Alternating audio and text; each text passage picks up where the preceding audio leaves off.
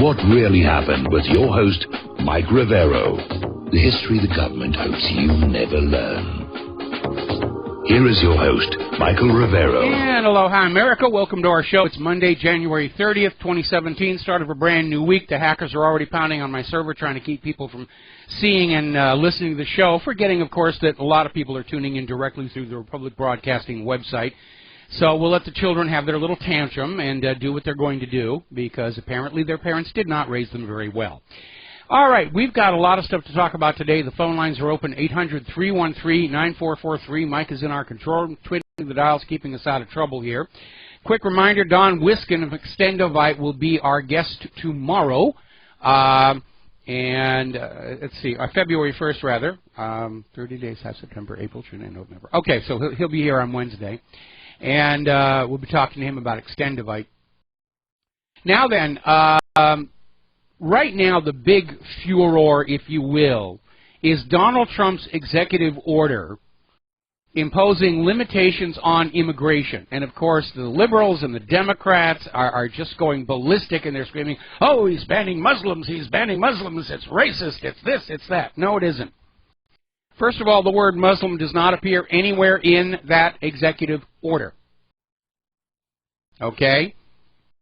Trump is not banning Muslims. He has imposed a 90-day pause in travel from specific nations who do not like the United States, because the United States has been bombing and drone striking and regime changing those nations for the last several years. Trump is being cautious. He's putting the safety and security of the American people as a priority over liberalism and globalism and New World Order and all the rest of it. Now, back when Obama was president, he was bombing 5 of the 7 countries Trump has named. The media didn't care. We couldn't get the corporate media to even look at all the death and carnage over there. Oh, but we're going to close the immigration, the open borders. Oh, my goodness, it's a horrible, horrible thing. Well, you know, again, the corporate media's hypocrisy is stunning, because remember, Obama, when he was president, supported a border wall. And he had a very strict immigration policy in his first term.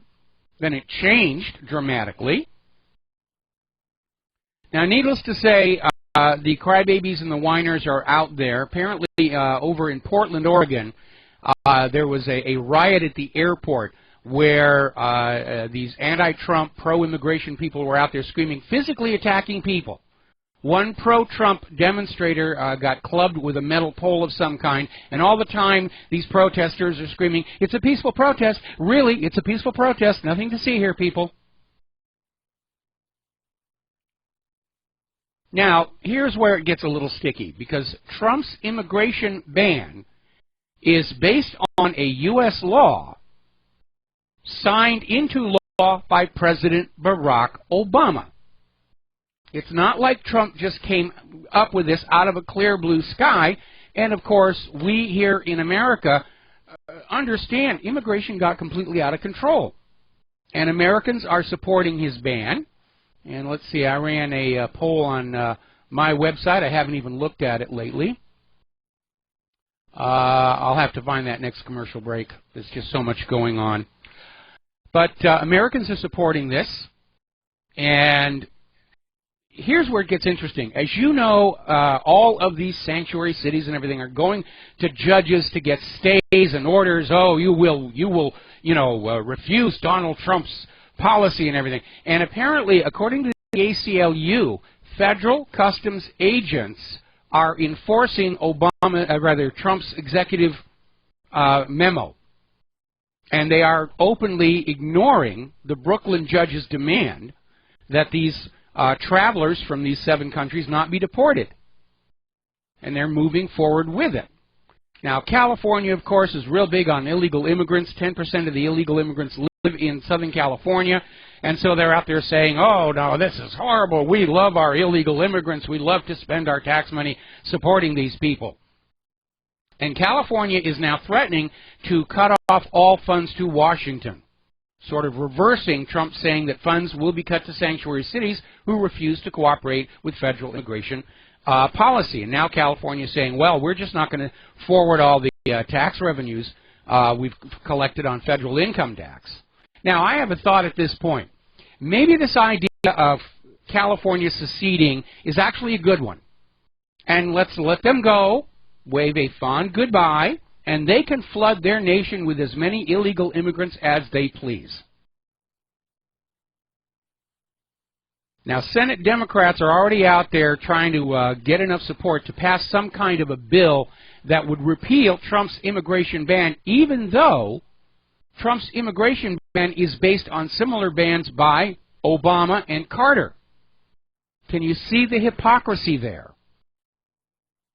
We used to have strong borders. Then George Soros comes along, oh no, we got to take down the borders, we got to blur everybody together, we've got to just blend them all together so they have no idea who they are, and then they're going to be easier to control. We're going to do a shout out now to our on-air affiliates who are just now rejoining our network. Nigel Farage is out there calling all of these people protesting Trump's immigration ban, and it's just for 90 days while they work out better vetting. But he's saying this is ridiculous when you look at how many terrorists got through these open borders, how many people Barack Obama actually deported himself, and it is hysteria. Now, Nigel Farage and Katie Hopkins are saying they want the same thing for Great Britain. And we're starting to see this all over Europe that has suffered greatly under this open borders policy. And again, we are not being racist here. What we're saying is every nation has a legitimate right to decide who does and does not come into the country, to make sure that those who are coming into the country are a benefit to our society and our economy, who are going to integrate, who will obey our laws. But with the wide open borders, we've got people coming on in who expect to live off the welfare system, to get free things, and just kick back and have the life of Riley. We have people coming in through these open borders who are not being vetted for highly contagious, dangerous diseases. We have diseases back in the United States of America that were considered eradicated only a decade ago. And, of course, there's a huge criminal element coming on in. Drug criminals, gang members, trying to bring their nefarious operations up here. And Donald Trump is right to say, we need some controls. And again, we need to counter this thing about it's a ban on Muslims. No, it isn't. It's a ban on anyone from these listed countries who are recognized hotbeds of terrorist activity. Now, as I mentioned before, Barack Obama kicked out more migrants than any U.S. president during his first term in office. During the second term in office, when everybody went to this New World Order globalist thing. And let's not forget, Bill Clinton deported the highest number on record in 2000. 1,800,000 aliens were kicked out of the country by Bill Clinton. You didn't hear the media screaming about it back then. When Bill Clinton did his State of the Union address about how he was going to crack down on out-of-control immigration, he got a standing ovation. But it looks like our corporate media is everything a Democrat does is good and everything a Republican does is bad. And that's their simple editorial guideline, apparently. Now, on Saturday, Prime Minister Justin Trudeau made a gesture where he said, Canada will welcome the Muslims that are being kicked out of the United States of America. And then it got a little bit embarrassing because the very next day, Sunday, there was an attack on a mosque, 6 dead, a lot more wounded. Originally, Reuters put out a tweet that 2 white supremacists had been arrested for the crime, and it picked up and went viral. Oh, Islamophobia, Islamophobia. And it turned out, no, in point of fact, that 2 white supremacists had not been arrested. In fact, the people that are being sought for this shooting are Salafists, who are like the really extreme, ultra-religious Muslims, the ones who were forming those Sharia law patrols over in Germany. So there's a little bit of egg on Trudeau's face over that one here. Now, apparently, U.S. Attorneys General from 15 states and the District of Columbia have censured President Donald Trump for this ban he put on the nationals of these 7 countries. Now, I think a lot of these attorneys generals are left over from the Clinton administration, because remember when Bill Clinton came on in, he fired every single U.S. Attorney General, U.S. Attorney across the country, replaced him with his own people, in order to control who was and was not being prosecuted. Now, de Blasio was being interviewed. Mayor de Blasio of New York was being interviewed by CNN's Jake Tapper, and basically said he thinks it's okay to shield undocumented drunk workers, or drunk drivers, rather, saying it's really a minor issue, and we're not going to get them deported over the fact that they're driving drunk on the roads. Well, if you're not a refugee and you're a legal American citizen and you get pulled over for drunk driving, what do you think happens to you?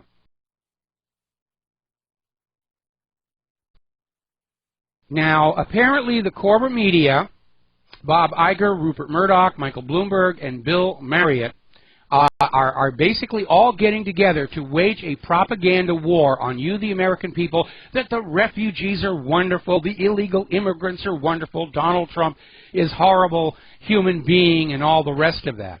And I don't know how successful they're going to be, given the current image of the corporate media. Now, Reince Priebus is saying there may be more countries added to the list. And Spicer was out there saying this is not about race, it's not about religion, it's about protecting the American people from the wrath of all these countries that are angry with the United States for being bombed and drone struck and regime changed. And here's where it gets even weirder. The war of words between Mexico and Trump is ramping on up, where a Mexican official is out there saying that if Donald Trump tries to build the wall, Mexico will flood the U.S. with drugs and narcotics. They'll unleash the cartels. The government of Mexico will tell Mexico's drug cartels, whatever you're doing up to America, we will not interfere with. Go get them. Now, to me, that makes a greater case for the wall. But we're beginning to see that, yes, indeed, Mexico is a narcocracy. Their government is entirely corrupted by illegal drug trade and money laundering, just like our government has been for the last 30 years under the Clintons and the Bushes. Now, getting on back to George Soros, apparently Hungary's foreign minister, in an interview with Russia Today, is saying Soros-funded non-governmental organizations are trying to bring down the Hungarian government. George is up to his usual tricks.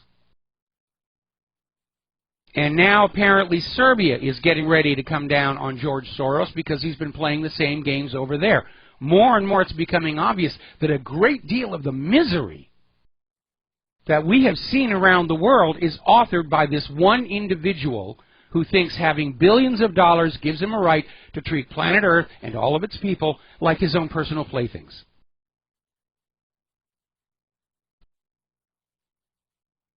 So, they're after him in Serbia now.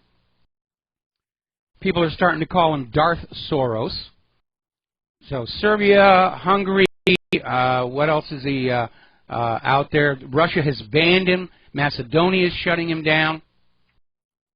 And apparently he's been caught doing something down in Malaysia as well, tinkering with them. Now, George Soros, this last election cycle, spent nearly $11 million supporting liberal district attorney candidates, 10 of whom won. George Soros financed Hillary Clinton's recount lawyer, Mark Elias. This guy's real problem. He's a real troublemaker here. Remember, George Soros gave $650,000 to Black Lives Matter. And pro-abortion, he's pro-abortion. He gave nearly $90 million to these feminist anti-Trump protest groups. And he was directly connected financially with the D.C. Women's March, which wasn't about women's right. It was all pro-abortion. They didn't want to have any women who were pro-life join them. Now, we did a flashback story over from PJ Media where leaked documents reveal Soros funding to try and manipulate the federal elections. Where's the corporate media on this? They were out there screaming that Russia was tinkering with our elections with absolutely no proof. Here we have leaked funding documents from George Soros and his foundations to manipulate election laws in the United States. Soros was funding all of these lawsuits in all of these states to overturn voter ID laws. Why isn't the corporate media reporting on that? Why doesn't the corporate media report on Israel's tinkering with our politics? So it just gets completely out of control here. Now, Soros is now funding a PR effort and these protests to stop the refugee ban. And apparently, as we already know, Soros is funding Facebook's so-called fake news fact-checker, which is all about scrubbing anything from the Internet that is not compliant with official U.S. government policy. George Soros plans on donating $10 million to anti-hate groups this coming year. There's no clear definition of what he means by anti-hate. It can just be used as a label. Oh, you're saying bad things about George Soros. You're just being a hater. I sure hope he starts to run out of money real soon because he has caused so much damage. In fact, I would say George Soros has become the greatest argument in favor of socialism by showing what individuals with way too much money are capable of doing, the trouble they make. Now, the good news is it does look like it's stuttering. Story over at Sputnik News. There's a financial analyst, hedge fund manager, Mitch Fierstein, saying that the fact that Trump won this last election is a major roadblock to George Soros' plan to impose a new world order global government. And that's why everybody's in a panic. Soros was so close to his dream of a single golden throne of planet Earth he could almost taste it. And that's why he's reacting like a spoiled brat. He didn't get what he wanted, and he's going to spend all of his fortune trying to reverse the election, trying to keep things going down that road of global conquest. Now, Marine Le Pen is out there talking about these anti-Trump protests, saying that in France, they respect the results of the elections. When the election is over, everybody puts down the rancor, and they say, all right, this is our new direction for our country, let's work together. And we're not seeing that here. We're definitely seeing an entrenched liberal establishment and corporate media openly at war with the Trump administration, and for that matter, the independent media. Now, Congress, as promised, is dragging their heels on these approval of Trump's cabinet nominees. 13 of them have still not been confirmed. And we're into the second week of Trump's administration, meaning these agencies are technically running without any kind of leadership. Now, when Obama was first elected, he had 11 of his 15 cabinet positions filled after his first week. Trump has only 2.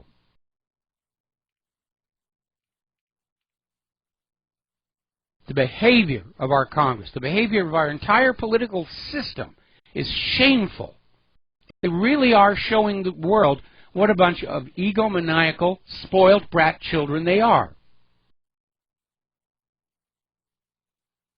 Now, apparently Donald Trump has elevated his chief strategist, Steve Bannon, to the National Security Council. This is the big top one. And apparently he's asked some of the representatives from the intelligence agencies to stand down. Apparently he's not happy with the fact that they've been lying to him. We're going to take a break for commercials. We'll be right back. Aloha, America. Welcome back to the show here. Now, Donald Trump is taking Chuck Schumer to task for what appear to be crocodile tears over the executive order. And we all need to remember that back in 2015, that very same Chuck Schumer was saying it might be necessary to have a refugee pause because they were dealing with all of this stuff. It's all about trying to find a way to go after Donald Trump. And apparently the governor of Washington State has come on out in a press conference and declared Donald Trump an enemy of the United States of America. I mean, these people are going to trigger a civil war the way they are going. It really is amazing. Now, Starbucks announced that they were going to hire 10,000 refugees and let their legal American citizen employees go. This has prompted an immediate boycott against Starbucks, because Americans do believe in Donald Trump's motto, putting America first. Now then, getting on back to corruption here. Do you remember Jeffrey Epstein? I mean, he has been a source of much funding, much partying, and much scandal regarding his taste in extremely young women. And he is being sued yet again, apparently for luring an underage girl into his elaborate sex trafficking enterprise by promising that he was going to use his wealth and connections to get her into a prestigious New York City college. And, of course, it didn't happen. And so there's another lawsuit pending there as well. It's somehow these individuals don't seem to learn anything. Or maybe just getting sued on a regular basis is part of the cost of having fun. Now, getting on over to the corporate media, they're still out there. Speaking of somebody who has never, ever learned from their past mistakes. The corporate media is still doing what they always do, making up all these stories. And apparently, Kellyanne Conway was talking with Chris Wallace. And Chris Wallace is out there saying, well, you know, I'm offended. I'm offended that Donald Trump says that we should just close our mouths. That's an attack on our right of free speech. And Kellyanne Conway says, no, what Trump is saying is you need to be reporting what's factual and accurate. And if you don't know the facts behind your story, then you should shut up rather than just guess and push liberal propaganda. And again, the track record of the corporate media is not very good. A lot of the corporate media have now been forced to issue retractions on many of the elements of their so-called Russia hacking stories. Remember when somebody was talking on C-SPAN and Russia Today appeared on it briefly, and the corporate media immediately went, oh, see, there's the Russian hackers. The Russians hacked C-SPAN. And C-SPAN said, no. Somebody made a goof on the router. It was an internal routing error. They just put the wrong feed on the wrong line. There was no hacking. And then they had the one about the Trump server connected to Russia, which was just handling normal business stuff. And, of course, the dossier about the prostitutes, that was a complete fake. And somehow the corporate media thinks that that's their right to do, to just lie to all of us. And what's really alarming is how the liberal media all over the world, not here in the United States of America because it's a felony, but we're seeing all these media talking heads around the world openly calling for President Trump's assassination. The latest one is form of a tweet put out by author and Sunday Times columnist India Knight, in which she publicly whines about the fact that the assassination of the American president is taking way too long for her liking. I mean, that's just ridiculous. And apparently she's calling him a moron, mad, needy. That's not journalism. That's propaganda. We got to take a break for commercials. We'll be back with phone calls after these few words. Hello, America. Welcome back to the show. And before we take the phone calls, I want to finish up on all these liberal media stars around the world are openly calling for the assassination of President Trump. And it wasn't just this journalist Knight on Twitter. Apparently, the editor and publisher of the German newspaper Die Zeit, Josef Juff, I hope I'm pronouncing that correctly, basically saying that Trump should be assassinated in order to stop his anti-globalist agenda. They're just telling you right out what's going on here. It's globalists against nationalists. They want all of humanity trapped in a single government, so there's no choice to what you're doing. They want us all permanent debt slaves to a single global private central bank. That's what they have been working towards so hard.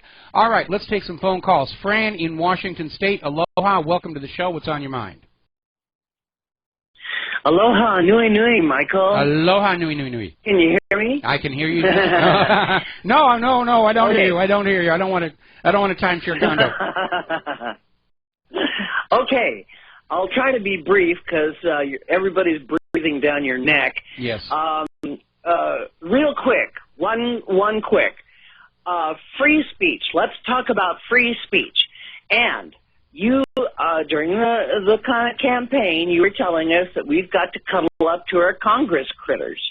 And the only way we can do that from afar is put their phone numbers to their offices on speed dial on your phone. Mm-hmm. Because, here's one for you, if you are complacent at this time, then you are complicit. That's a very good way of putting that. And if when you look at the sheer scale of the liberals, Clintons, George Soros, the corporate media, and everything, all of the globalists, they're in a panic between Trump's winning the election and Brexit. Their dreams of a single golden throne for planet Earth are evaporating, and they're reacting rather badly. They're not being very gracious losers. Well, the one thing that's alarming me is there is a bill before Congress as we speak about making protest illegal. You can run them over, you know, any more than 10 people, you can break them up and kill them or whatever. We have got to get behind our Congress critters and say, don't you even think of it. Yeah, I got to tell you, when I was a kid growing up in New England farming country, never did I dream I would see the United States deteriorate towards tyranny as bad as it has. Okay? Yep, that's all I've got except for foolish stuff. So I know you're working hard and people are breathing down your throat. So that'll be all for me today. All right, thanks an awful lot, Fran. We're going to switch over to Joe in Oklahoma. Aloha. Welcome to the show. What's on your mind? How are you, Michael? Listened to Ralph Winterroad on RBN last night, and he brought up this subject of treason. And it seems, if I understood him correctly, in 1803 or 13, one or the other, the United States Supreme Court ruled that, paraphrasing as best I can, that if a public official fails to enforce statute or law, and with impunity, they are guilty of treason. That's the United States Supreme Court ruling. I would want to see the actual ruling on that, because treason, in my understanding, relates to aid and comfort to an enemy in time of war. But certainly this blatant... I would say that these mayors are certainly aiding the enemy. Well, that I would agree with, especially if some of them are, in fact, potential terrorists. And we're in a war on terror, and all of these mayors of sanctuary cities and sanctuary states and everything, yeah, they're giving aid and comfort to enemies of the United States of America in time of war. And one could review those transcripts from Ralph Winterroad's program yesterday evening and find it, his site. All right, I'll definitely take a look for that. Anything else? You do a good job. I always enjoy listening to you. You're doing a great service, man. Thank you very much for those kind words. We're going to switch over to George in Texas. Aloha, George. Welcome to the show. What's on your mind? How you doing, Mike? Doing fine. Yes. The thing is, I'm hearing a lot of people claim they supported Trump and he's not moving fast enough and all that stuff. He's moving very fast. You know, in fact, I am thinking maybe he's moving a little too fast. But I think he's trying to get as much done as he can and not give the obstructors in Congress enough time to mount any kind of a pushback. Well, also, too, it's more like in every executive action, everything has to be constitutionally tight and within executing the laws of Congress, too. Because that's all a president could do is execute Congress, and he's using existing law. But, you know, one thing I do say about the refugees where he does have to go one step further is he got a lot of these refugees coming in that have diseases that are not really that known in Western countries, but are known like leprosy or Chagas disease. Yep. I really think there needs to be a quarantine, a lockdown on these people, keep them away from the population. There should be. I mean, Ellis Island did that. That's why Ellis Island was on that island in the middle of New York Harbor, was to act as a quarantine zone. We have the same thing right here in Hawaii. If you look outside Honolulu, there's an area called Sand Island, which is now mostly a shipping terminal, but back during the missionary and whaling days, that was a quarantine facility, because if a ship showed up at the harbor flying the flag of an onboard pestilence, they were told to land on Sand Island, food and everything would be sent across, and they would just simply wait until everybody was either over the illness or dead before they'd be allowed to set foot on Hawaii. And in the end, it didn't really work, because much of the indigenous Hawaiian population was absolutely wiped out by measles. They were simply not prepared for it. And that, in turn, is what led to all the plantation owners importing workers from China and Japan and the Philippines, which has created our, multicultural society that we have today. Because I'm hearing, like in Dallas, you got leprosy, Chagas disease, and a bunch of other diseases that are known bubonic for plague. Yeah, there are now cases of bubonic plague. Drug-resistant tuberculosis is now inside the United States of America. And the people behind this globalist push, they don't care about individuals' health. They just want to own everybody, and they're perfectly willing to see 10, 15, maybe 30% of the population die off. In fact, many of them want that to happen. They want to be fewer humans on planet Earth, so there's more for them.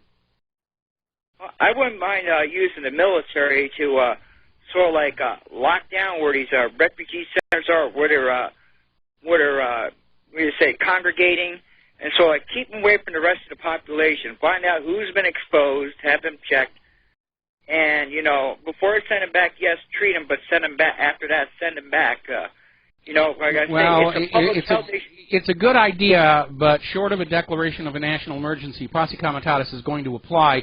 But Trump could use the National Guard to do that. But basically, these people should not have been allowed into the United States carrying these diseases to begin with. They should have been stopped at the border. And, everybody's out there screaming that Trump is doing all these horrible things. But as you pointed out correctly in the phone call, Trump is using existing U.S. laws. What has been happening over the last 4-6 years is everybody just got into this idea that, well, we're not enforcing those laws anymore. And all Trump is saying as President of the United States is, you will enforce the law of the land. And that's what everybody's got their knickers in a twist over. Well, the thing is, I'm hoping they confirm Jeff Sessions real quick, because the reason why they're probably not arresting Soros or going after him, because they ain't got an attorney general yet. Well, we certainly need somebody that, Soros is just, there was a while back a movie with Michael Caine in it called $1 Billion Brain. And the storyline was about this Texas oil billionaire who just decided he was going to start World War with Russia all on his own and was going to spend his own money to do it. And he's thankfully thwarted at the end. I think Ed Begley played that billionaire, but Soros just reminds me of the same one. He's got a lot of money, thinks that allows him to play God with the planet, and he's dangerous. Look at how much destruction and death he has already caused in his quest for a one-world government. Because I really think we need to pressure Trump and pressure Congress. Shut down George Soros, like you mentioned, I think, weeks ago. Use the RICO statutes, freeze his assets, where he can't drain his swamp, basically. Absolutely, absolutely. Well, I'm going to let you move on to other callers, Mike. All right, thanks an awful lot. We're going to switch over to Ernest in Reno. Aloha. Welcome to the show. What's on your mind? Hi, Mike. First of all, I just want to, on that last caller, the comment that Georgia Guidestones, they're calling for a 500 million population.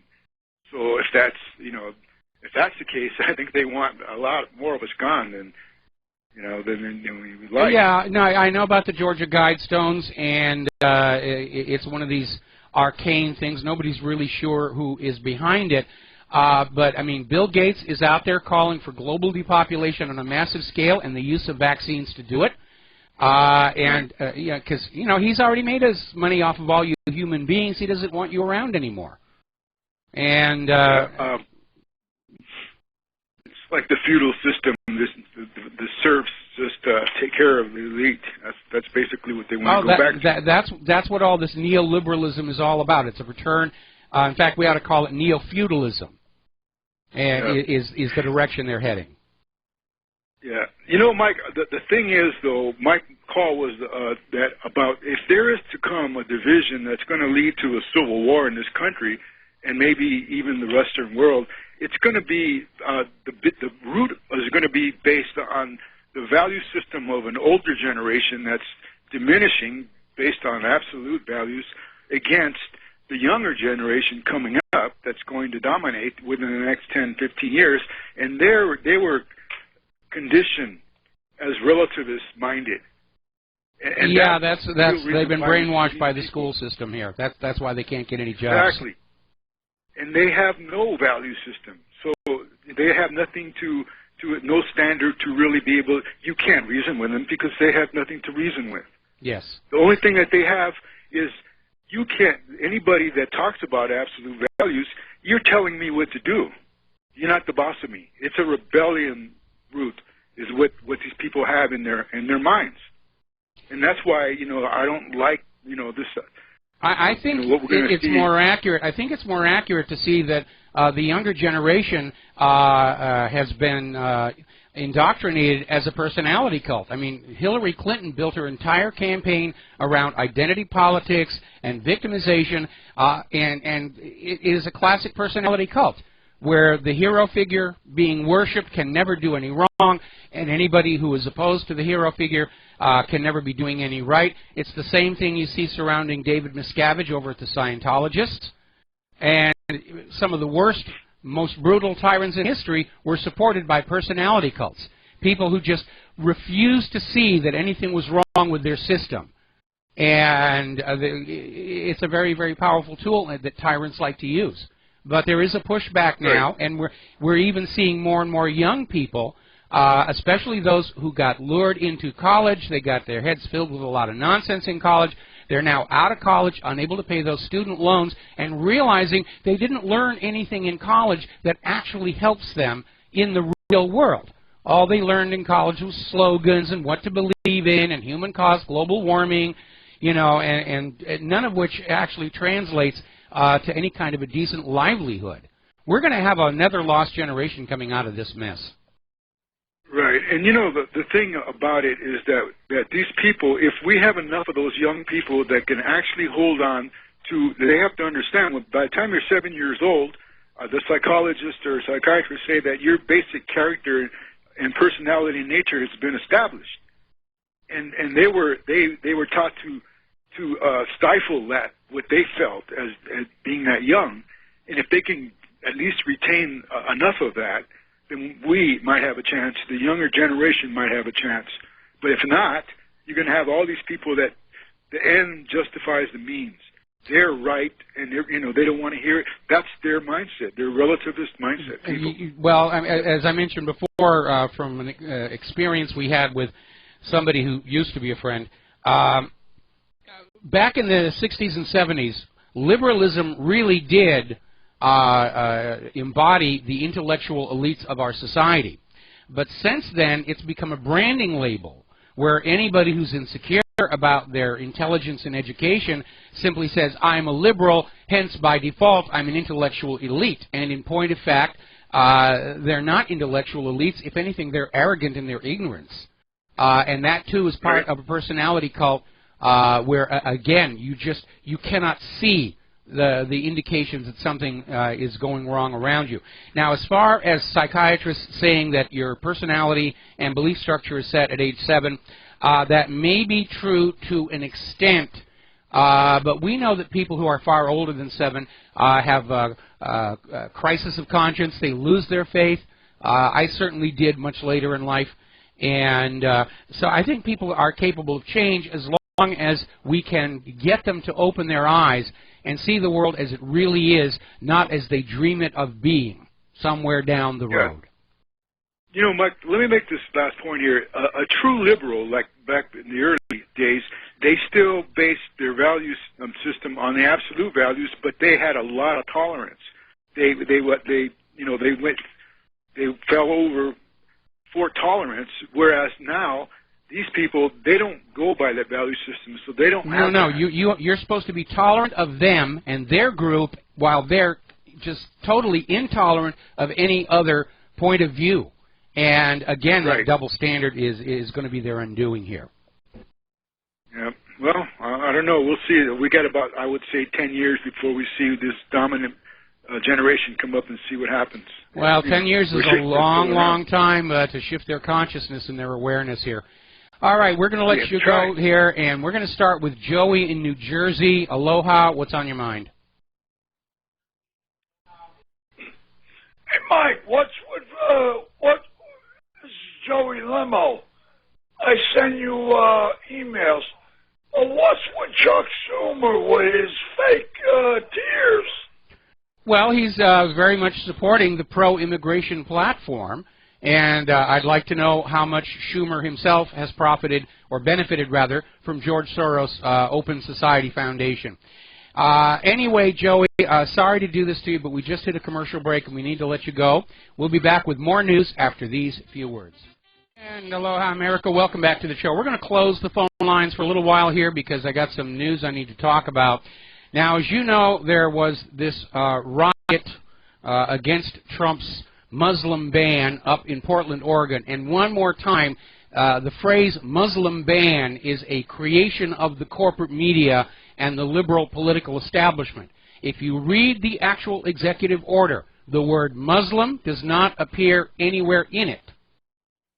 What Trump has done is impose travel restrictions on specific countries known to be hotbeds of terrorist activity and known to hate the United States of America because the United States has been bombing and drone striking and regime changing these countries over the last several years. So they're not going to be entirely cheerful about us. And it's a reasonable precaution to say we are going to be very careful about allowing individuals from these areas into our country. And 90 days from now, they're going to have a new vetting system in place. So down in Los Angeles International Airport, there's been another protest, probably ginned up by one of these Soros NGOs. 20,000 social justice warriors protesting Donald Trump at Los Angeles International Airport. And here is where they stepped in it, because they're also out there shouting demands for Islamic and Sharia law to be adopted in the United States of America. Now, here is where public image becomes important. If you go back to the end of World War II, you will find out that these covert regime changes carried out by the U.S. government only succeed about half the time. They're batting 500.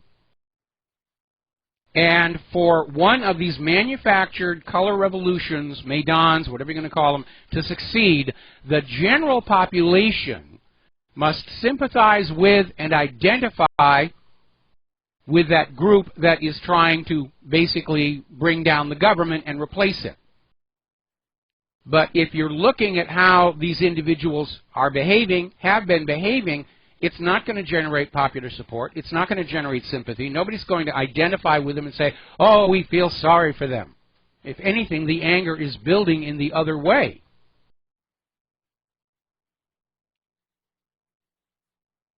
Now, getting on to the war zones, and there's a lot going on here. As you know, Donald Trump wanted to set up safe zones in Syria for the civilians. It was spun by the corporate media as a call for U.S. military intervention, but apparently cooler heads have prevailed.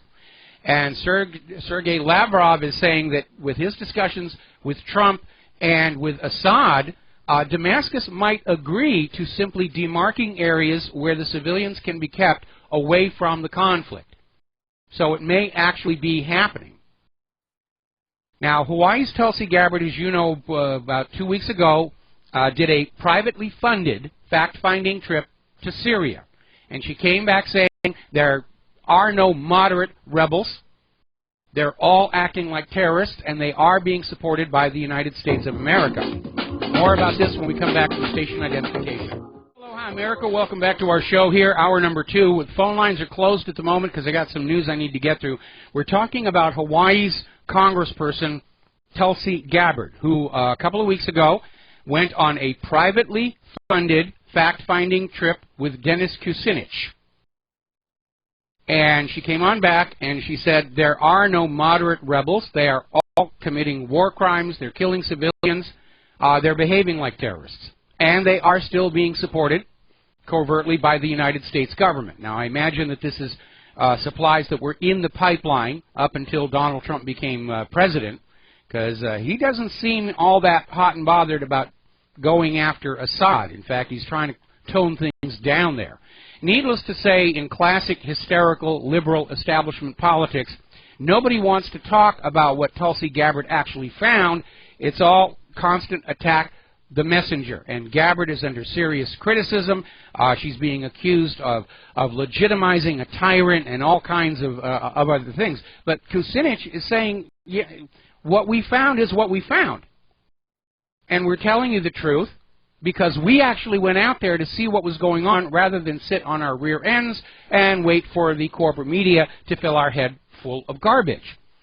So everybody is rallying around Tulsi Gabbard because she's doing the job that a member of Congress is supposed to do on those fact-finding trips.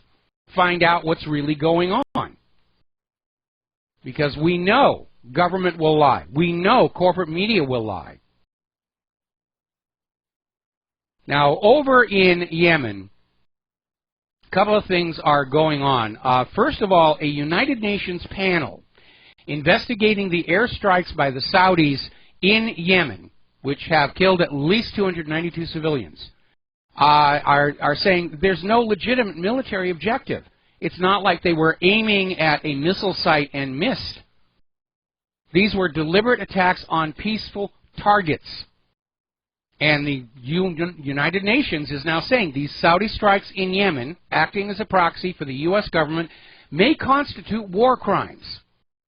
Now, the Saudi attacks on civilians in Yemen are all about the same thing that Adolf Hitler's use of the V-1 buzz bomb and the V-2 ballistic missile against the civilians of Great Britain. To terrorize the civilian population into abandoning their government and accepting foreign rule. And that's exactly what's being repeated here. Because the people of Yemen are trying to kick out the foreign rule that was imposed on them, and they want to go back to their own government. And that's why they're being punished from the air in a terror campaign.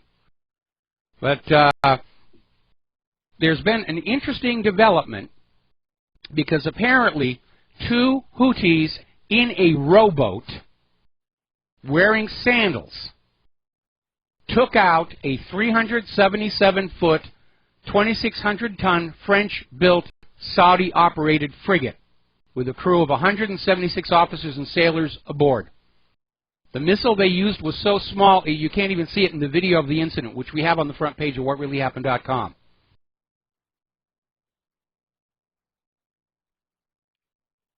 When you're a foreign invader, you're there for the money. When you're up against a population that is fighting for their homes, their lands, and their loved ones within eyesight, they have a tremendous advantage in terms of morale. And these 2 Houthis just proved it.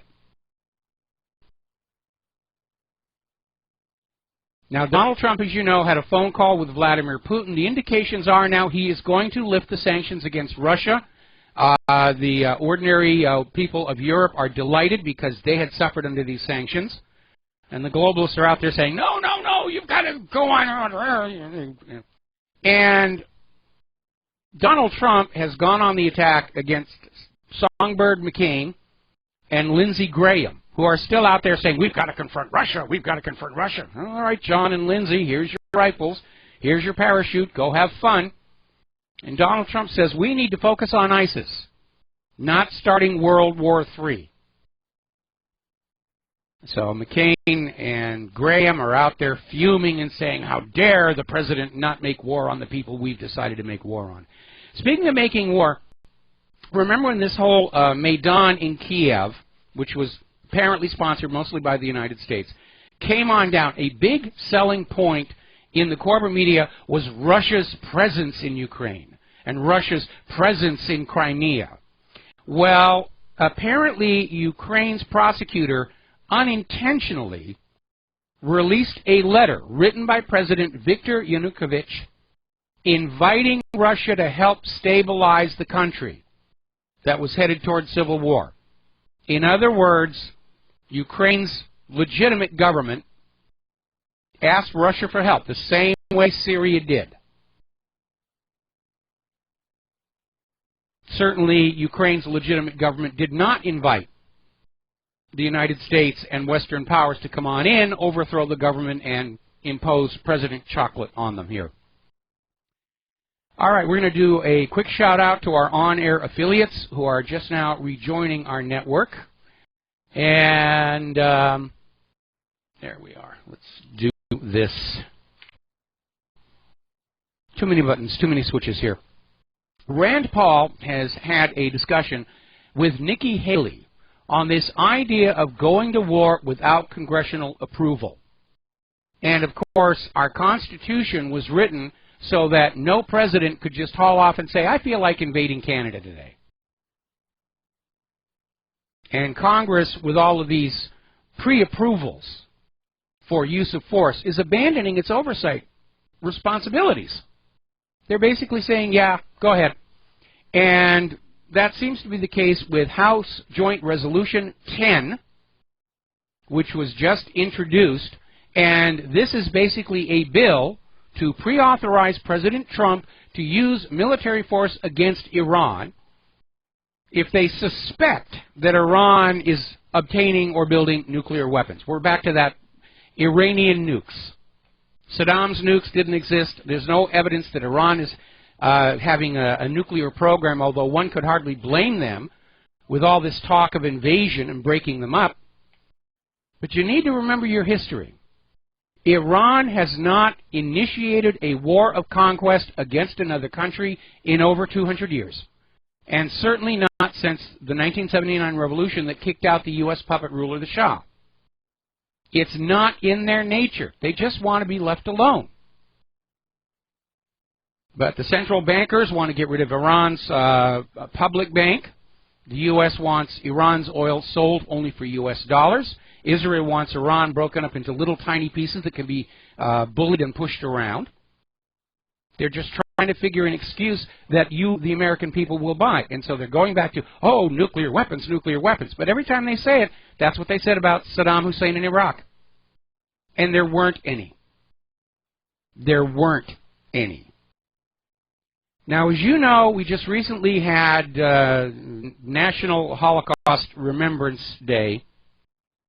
And by the way, somebody wrote in and said, do you realize how weird it is that the Holocaust is the only event in history that you can be jailed for asking questions about?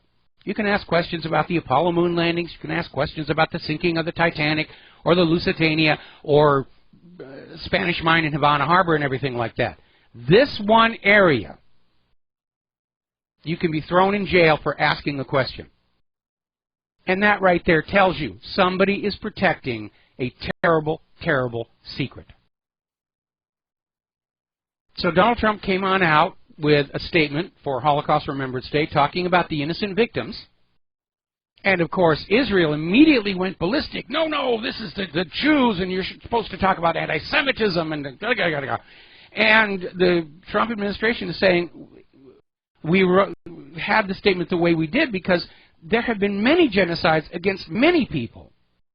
And you've got the ADL, and you've got Abe Foxman, who used to be in charge of the ADL, and AIPAC and Israel are out there screaming that, no, no, anytime you talk about the Holocaust, it's only about the Jews. You know, you've got to link the two forever. Now, the historical reality is Jews were not the only occupants of those Nazi slave labor camps. In fact, they were not even the majority. They amounted to just about 10% of the population of these prison factories. The Germans made prison workers from the gays, gypsies, the mentally impaired, real criminals, Freemasons, Social Democrats, Communists, and Anarchists. They had that whole thing of all the different color code triangles that you wore. Anybody that the Nazis felt was an inferior race or political point of view got thrown into those prison factories to make goods for the Nazi army. Now, Israel likes to monopolize the Holocaust for political gain and make it look like it was just targeted against them, but that simply is not reality. Now then, over at Desert Peace, Gilad Atzmon, rather, he came on out and basically said it was kind of interesting to see Donald Trump stick by his guns regarding the Holocaust statement, saying, you know, we're taking into account all those who suffered. And Israel likes to protect that image that only Jews were being targeted for those slave labor camps, because ultra-progressive Jackie Walker was suspended from the Labor Party a few months ago for pointing out that the Holocaust Memorial Day was not wide-ranging enough to include other people who were victims of the Nazis and other genocides. Now, obviously, we all agree genocide is wrong, and we all agree that slave labor is wrong. But the whole story of World War II has been hijacked by Israel's propagandists for political gain. And they probably should have just kept their mouths shut, because their complaints about Donald Trump not describing the Holocaust as a Jews-only exclusive club has gone viral around the net, and more people are starting to look into the real history of World War II and whether any of this propaganda we've been fed about Israel really stands up to scrutiny, and most of it doesn't.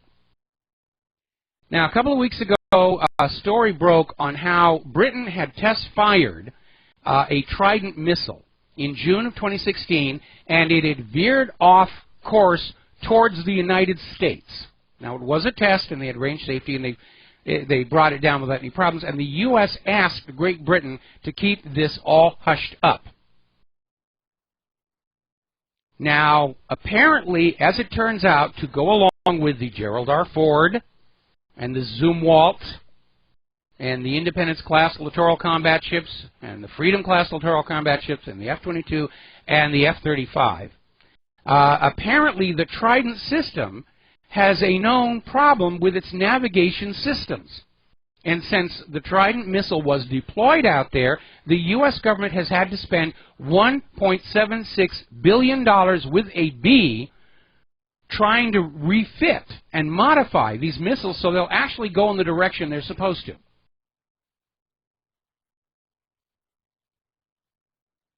Another reason not to have a nuclear war, that thing could come right back on your own head. Meanwhile, a very telling story coming, well, it's a YouTube video. Potential foreign buyers drooling over the newest MiG-35 jet. Apparently, the arms market around the world, which has been a big part of the U.S. economy, it's starting to shift away because of all these problems with U.S. designed and built weapon systems, which are bloated, expensive, prone to failure. And all of a sudden, Russia's coming on out with their latest generation aircraft that are just amazing performers. And the MiG-35 will eventually have an air-to-air laser cannon. No more having to lead the target or anything like that. Just get them in the pip, punch a hole. I'll bet this is going to keep Lockheed Martin up late.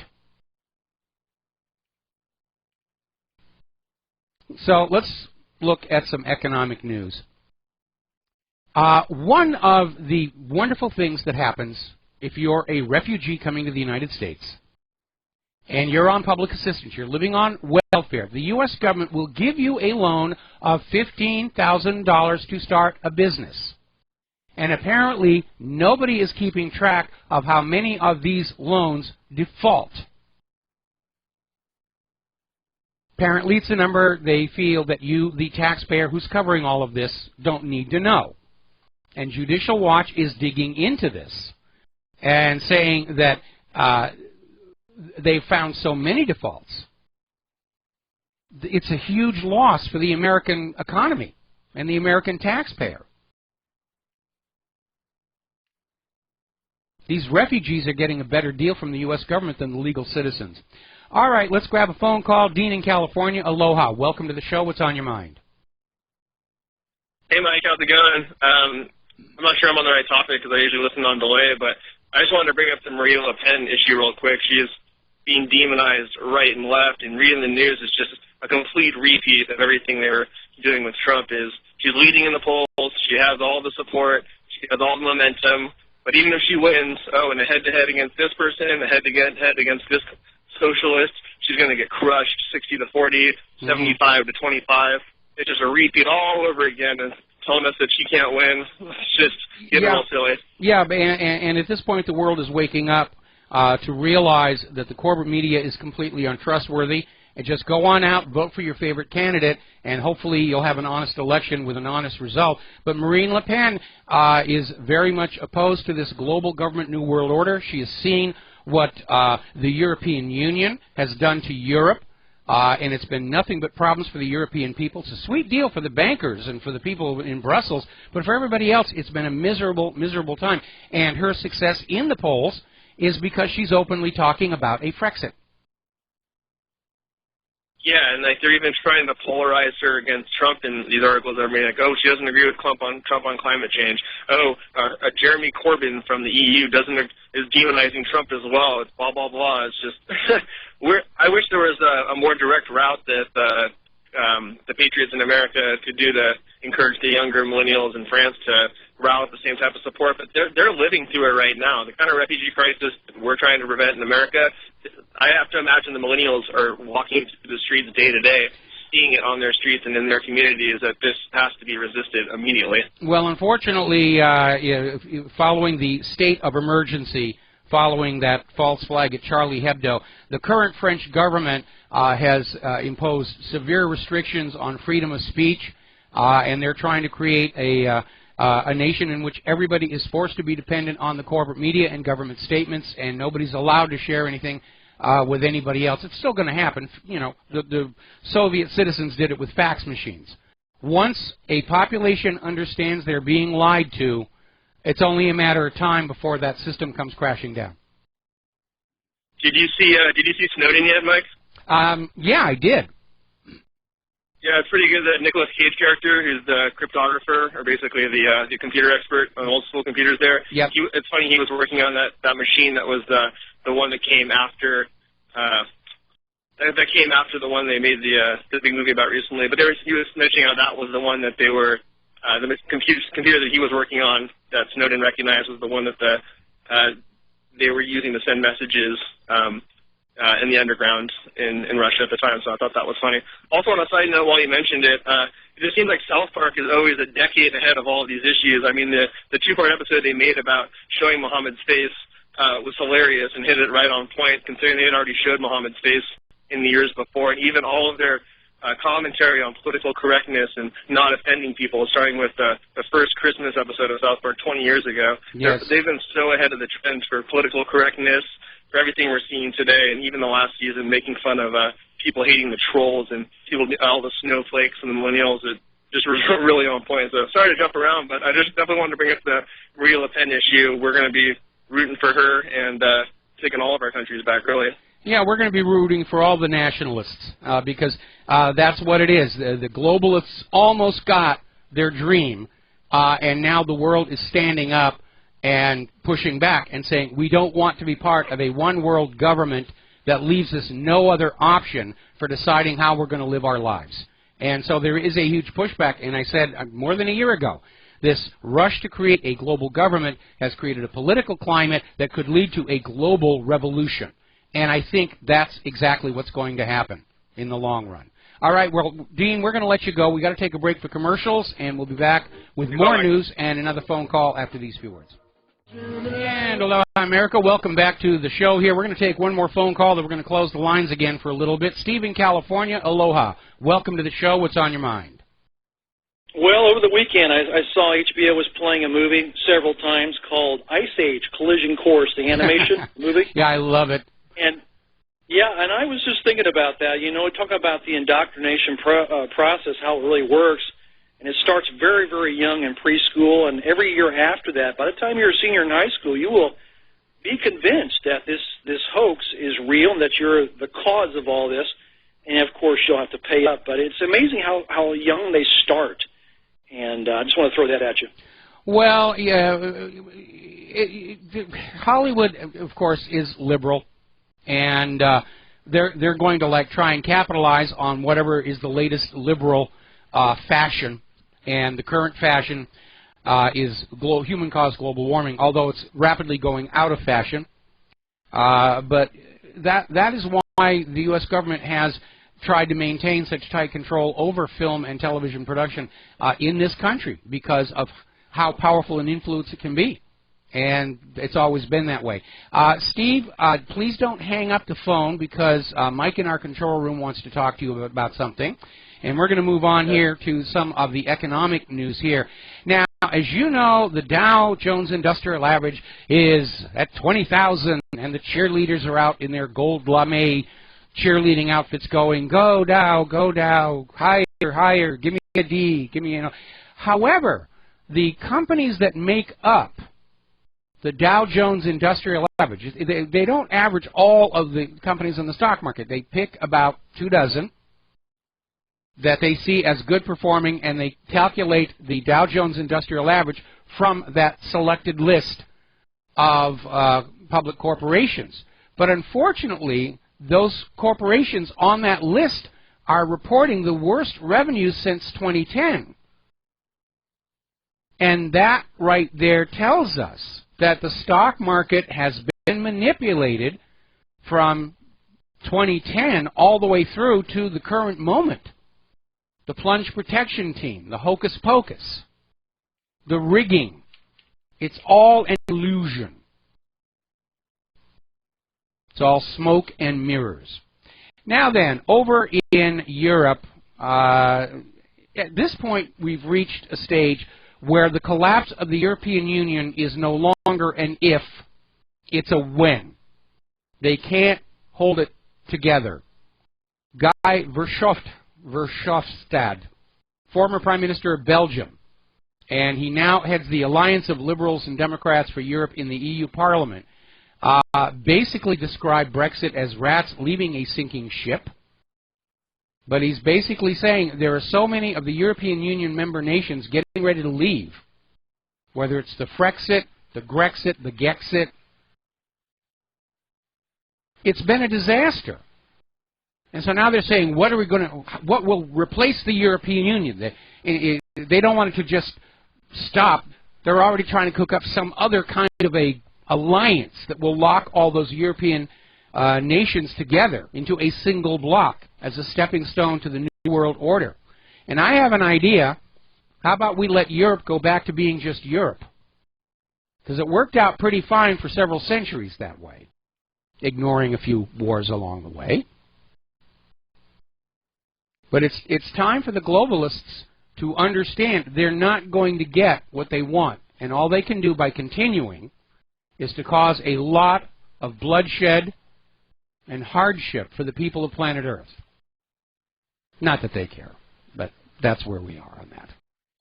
The PC people are back out in force. Apparently, the British Medical Association is saying that you should never call a pregnant woman an expectant mother because it will offend the transgender people. Instead, you should say pregnant people. Doesn't the British Medical Association actually have more important things to be doing, like curing diseases, finding out if vaccines are causing harm or not, rather than go on out and say, don't call an expectant mother an expectant mother. It'll hurt the transgenders. It's ridiculous. We'll be right back. Aloha, America. Welcome back to our show here. The phone lines are open, 800-313-9443. Getting on back to some of the news here, headlines are coming on in here. Apparently, the Illinois Attorney General has filed a request to immediately halt state workers' pay. And apparently, Lisa Madigan, Democrat, is trying to force the Illinois legislature and the Republican Governor Bruce Rauner to adopt a new austerity budget by threatening a de facto government shutdown. Now, I don't know the laws in Illinois, but I don't think the Attorney General has the authority to deny the pay to the state workers. And certainly the state workers are not going to be happy with that at all. Now, last week we were talking about yet another retailer is in serious trouble, Wet Seal, and they have announced they are closing all 171 of their stores because nobody has money out there. Now, the retailers are out there trying to blame online shopping and, oh, we got to tax it, and we got to penalize it, and we've got to make it more attractive to come back to the retail brick-and-mortar stores. And I'm going to share a little insight with you, and I've mentioned this before. I prefer going to a shopping mall to shopping online because I want to see the product that I am thinking about buying. I want to judge its quality for myself, not go through a photo. And I want instant gratification. That's a big part of the retail experience. You go on in, you buy a coffee maker. You pay the money, you take your coffee maker home, everybody's happy. And where the retailers kind of missed it was in their quest for more profitability, they started closing out selection. You go into a store and they've got whatever they think is going to sell that season, and they push it at you, and that instant gratification isn't there. I can't tell you how many times I've gone into the local Best Buy, which is the only electronics place left in the neighborhood, and I'll say, I want XYZ, and they'll say, well, we don't keep it in stock, but we can order it for you. And I can say, I can order it online. The whole point of a brick-and-mortar store is you go on in with your money, you buy what you want, you go home. And modern retail has kind of lost a lot of that. And the other hard reality is that because of all the offshoring and automation that's been going on these last several years, the American people don't have a lot of money to spend. Back in 2008, when that mortgage-backed security fraud imploded, everything the U.S. government did was exactly opposite of what would have saved the situation. Instead, they came up with this idea of TARP and bailout. We're going to take trillions of dollars from the American people. We're going to give it to the bankers who made this mess so the bankers can loan it back to the American people at interest, to recapitalize the banks, or whatever euphemism they wanted to use. Now, if they'd done the opposite, if they'd gone to all of these financial institutions who were caught up in this mortgage-backed security fraud and taken their money and sent it back to the American people who were being cheated, nobody would have missed a mortgage payment. There wouldn't have been a real estate crisis. Nobody would have missed a credit card payment. There wouldn't have been a credit crisis. People would have gone down to the shopping malls and buy products, hopefully made in the United States of America. There wouldn't have been a retail crisis. People would have bought new cars. We wouldn't have had to bail out the automotive corporations. Everything they did was great for the bankers and themselves and lousy for the American people. And that's why so many applauded Donald Trump's inauguration speech when he got up there and said, the political class are profiting at your expense. And he's absolutely, absolutely right.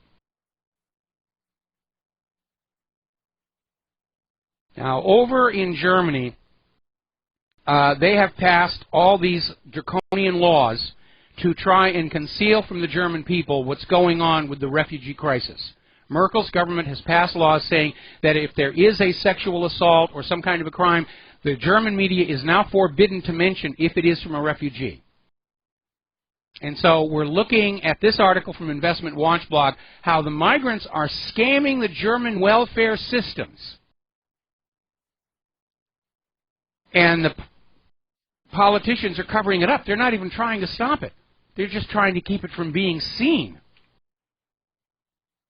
Because the world is pushing back on this idea that we're all going to just blend into each other's countries and sing around the campfire holding hands and singing Kumbaya. give each other a big, wet, sloppy kiss. It hasn't worked. Remember, migration is a filtering mechanism. We're not getting the best of the people from places like Syria. We're getting those who couldn't make it in their own country. We're getting those who are fleeing prosecution. We're getting those who decided to leave rather than get involved in the conflict. That's why so many of these refugees are young, military-aged males. They don't want to fight. Now, Paul Joseph Watson has a new article out commenting on the fact that these so-called social justice warriors are now resorting to violence on a daily basis. They're resorting to violence in pursuit of a political goal. Enter the brown shirts. That's what these people are behaving like. And Paul Joseph Watson is saying the social justice warriors are domestic terrorists. So were the brown shirts. Now, we're just now getting word that the judge who partially blocked Trump's immigration ban, which is being ignored by the customs workers who are going along with the executive order, to nobody's surprise, it turns out he's good buddies with Clinton and Obama. And I think we need to take a very good look at our federal court system, because the way it's supposed to work is when you bring a lawsuit in, you are assigned a judge at random. And yet we're seeing way too many of these lawsuits wind up in the courts of judges who are beholden to the parties involved. And I'll give you a good example, was Larry Klayman. When he was down there in Florida, he had an ironclad, open and shut RICO case against the Clinton Foundation.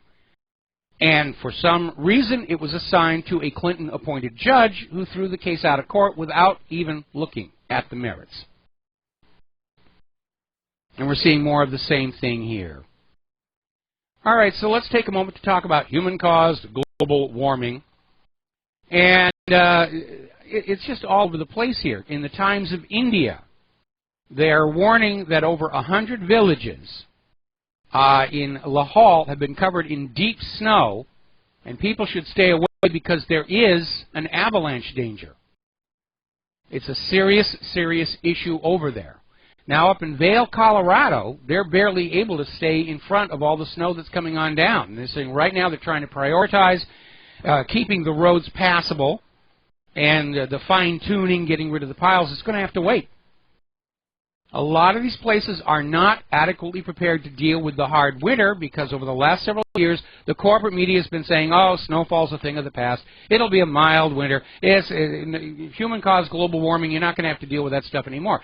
So these financially strapped city councils, county seats, and so forth are saying, well, you know, Al Gore is telling us we're not going to have a lot of snow, so we don't need to buy as many snow plows or rent as many snow plows. We don't need to stockpile as much road grit. And they're not prepared. And we're hearing from a lot of these communities, they have already gone through their allocated budget and resources for snow removal, and it's still January. Now, down in Southern California, they're issuing avalanche warnings there around the area around Mount Baldy. And apparently 2 hikers got caught in a 3,000-foot avalanche, and they had to be rescued by helicopter. Now, over in New Mexico, they've got a town there, Chama, has received almost 6 feet of snow this month, and the month is not quite over yet, and it is the snowiest January in New Mexico, in Chama, New Mexico, in a century. And still the Al Gore and George Soros and Elon Musk are out there saying, oh, it's human-caused global warming. We need a carbon tax. We've got to force you to buy carbon credits. Really, it's a horrible, horrible thing. Right now, there are 24 states in the United States with vaccine bills that restrict your right to refuse. They're taking away all the exemptions, religious, whatever. You will buy and stick this stuff into your kid's arm. We're being treated like farm animals. Farm animals don't get to refuse those hormone shots that they're being given. Because it's big business. Now remember, the other day we were reporting on how the CDC, which has faked a report that claims there is no link between vaccines and autism. It turns out the CDC itself owns over 20 vaccine patents. The CDC sells $4 billion worth of vaccines every year, all by itself. Can you trust their objectivity and honesty with that much money on the line? Now, over in the Chicago Tribune, they've quoted Baylor College of Medicine professionals who are out there just absolutely appalled that Donald Trump is going to investigate the safety of vaccines. It's a horrible thing. He's obviously a threat to science. Well, no, he's a threat to the money. Because Baylor College has a long and documented record of accepting money from the pharmaceutical industry. Follow the money. That's what it is all about. And one more time, if you have not seen it, the documentary Vaxxed, they're trying so hard to keep you from seeing this. It was yanked from the Tribeca Film Festival. It was yanked from the Houston International Film Festival. It was just yanked from another festival in London, or a screening in London. They don't want you to see this, which is the reason why you should. Now, you can buy this DVD on Amazon. You can also watch it as a pay-per-view on Amazon Live, and it is now also available on eBay. This is something that you should have in your permanent library. Because the orthodox medical establishment, the medical industrial complex, is treating you like herd animals. I'm going to stick a needle in you and we're going to get money from you. And that's it. That's the beginning and the end of it. Our health system stopped being about health back during the Nixon administration, and it became all about being another profit center. That's how the government and corporate leaders see you, as just a herd of human animals to be profited from, to be harvested for work and wealth. And that's it. It's the beginning and end of it right there. Now, we are getting word that there is a new strain of bird flu spreading across Europe and Asia. Poultry farmers are having to destroy millions of infected birds, and now there's concern that it may reach the United States. And my first question would be, has anybody been short-selling poultry stocks around the world for the last few months? Because we know that George Soros got his wealth short-selling. He always seems to know when an industry or a corporation is going to hit some kind of a major problem. And remember, this is a guy who not only helped the Nazis find fellow Jews, admitted on television he feels no remorse for it whatsoever.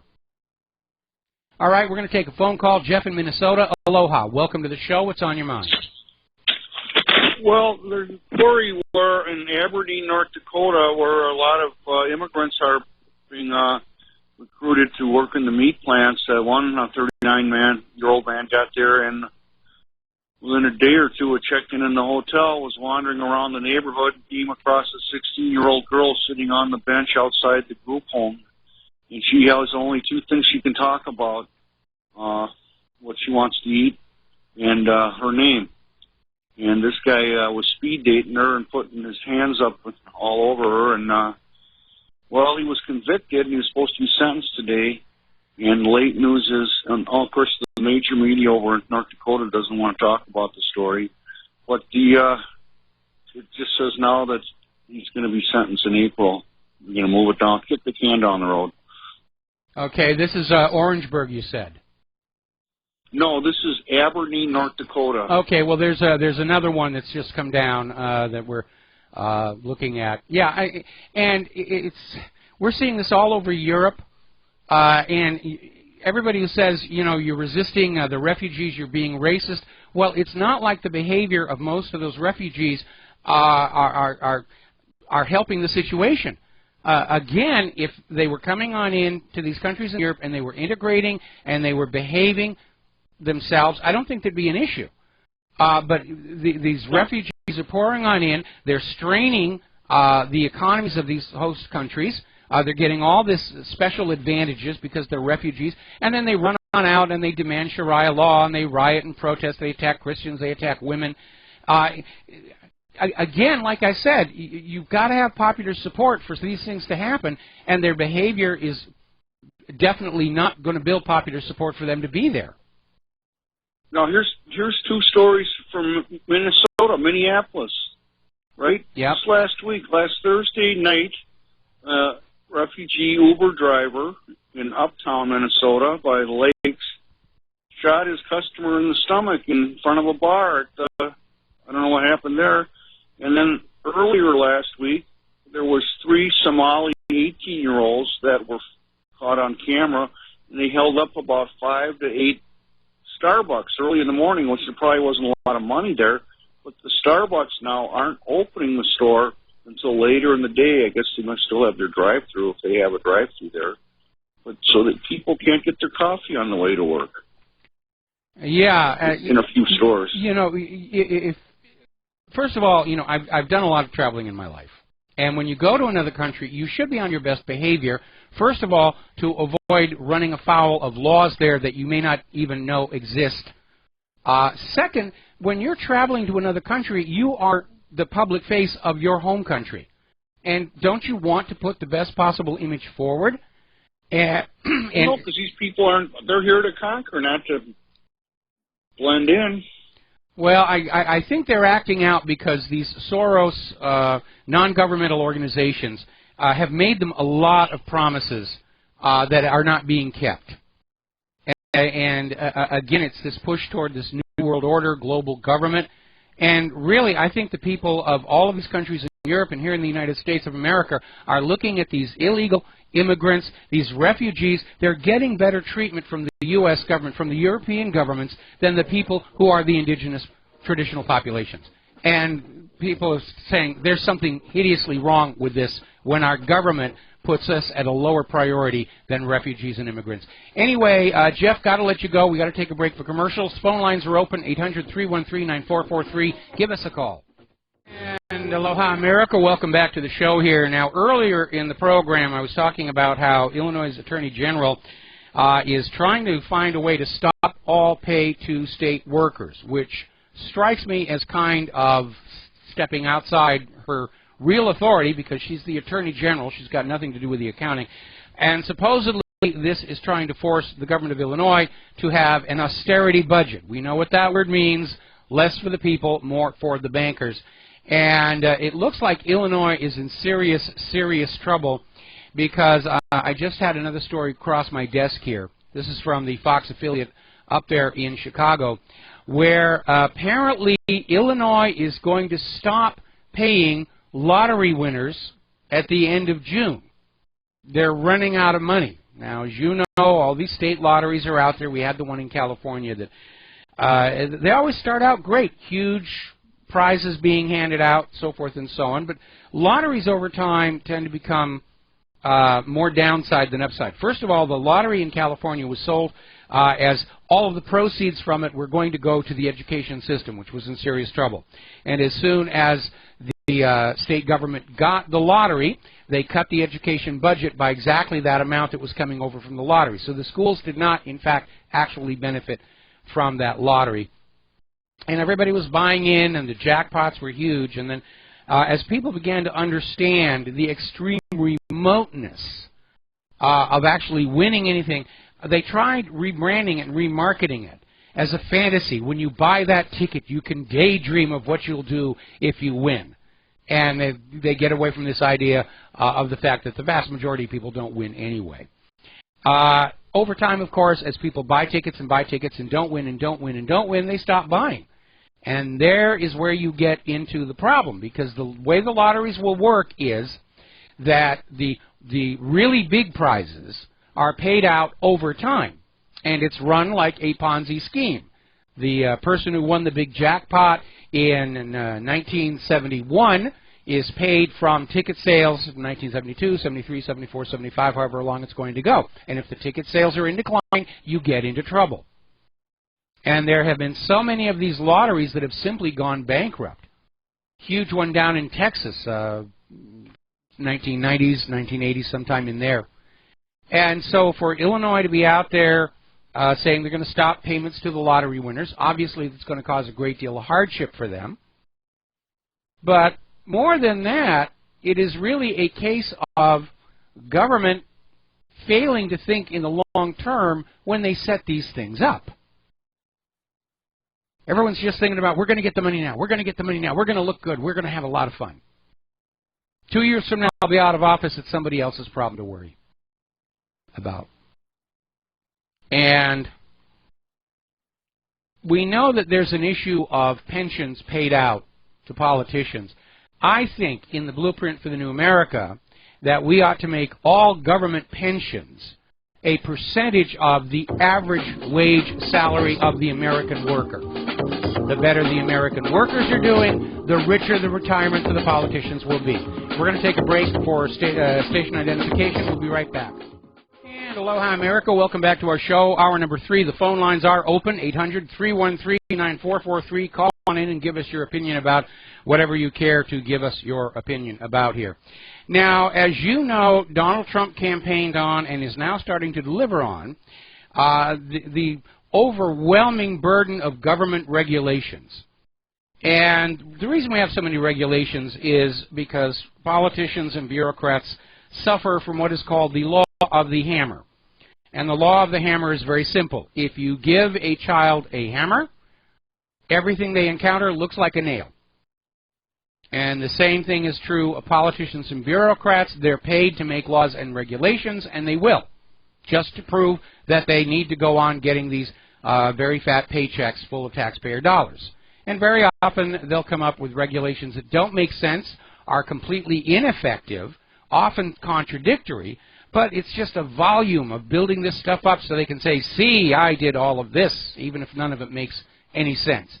Well, Donald Trump has signed a new executive order saying that there will be no more new government regulations unless everybody is following what is now being called as the 1 in, 2 out. Now, Trump believes that the burden of overregulation is a major stifling factor on the U.S. economy, and yes, it is. Regulatory compliance is a huge cost of doing business here in the United States of America. Now, for those regulations that actually serve a purpose, health and safety, we can understand there's a need for some regulation. But many regulations are put on out there. They don't serve any useful purpose. Even the ones that claim to be serving a useful purpose aren't even being, they're not even being enforced. It's just an excuse to make businesses fill out additional paperwork and to hire some congressional neppet to sit at a desk and pump the paperwork along. And I'll give you a very good example of that. The Minerals Management Service, which knew for 4 years before the Deepwater Horizon disaster that the manual blowout preventer on that drilling rig was overdue for mandatory maintenance. And that's why that thing failed the way that it did. Same thing with the Securities and Exchange Commission. They got all kinds of regulations over there. They weren't interested in actually enforcing them against Bernie Madoff for 12 long years. Well, if you're not going to enforce the regulations, let's get rid of them. And let's get rid of that burden of bureaucrats whose entire existence is based on processing the paperwork. Because there are too many regulations. And when you're a company who's trying to manufacture in the United States or run any other kind of a business, that paperwork burden becomes a significant loss. And that is one reason why so many businesses decided to go to other countries. Because the regulatory burden is more reasonable, as are the taxes. And, of course, that process was accelerated during the George W. Bush administration when they changed the tax laws to encourage offshoring of jobs, which created this massive, still officially unacknowledged unemployment crisis in this country, where we have more than 90 million legal American citizens willing and able to work who have not been able to find jobs for months, if not years. Now, if you talk to anybody in business, they will tell you your management staff should never exceed more than 10% of your total workforce for a business. More than that, you're losing money. But American businesses are known for having huge executive staff. Everybody wants to be an executive.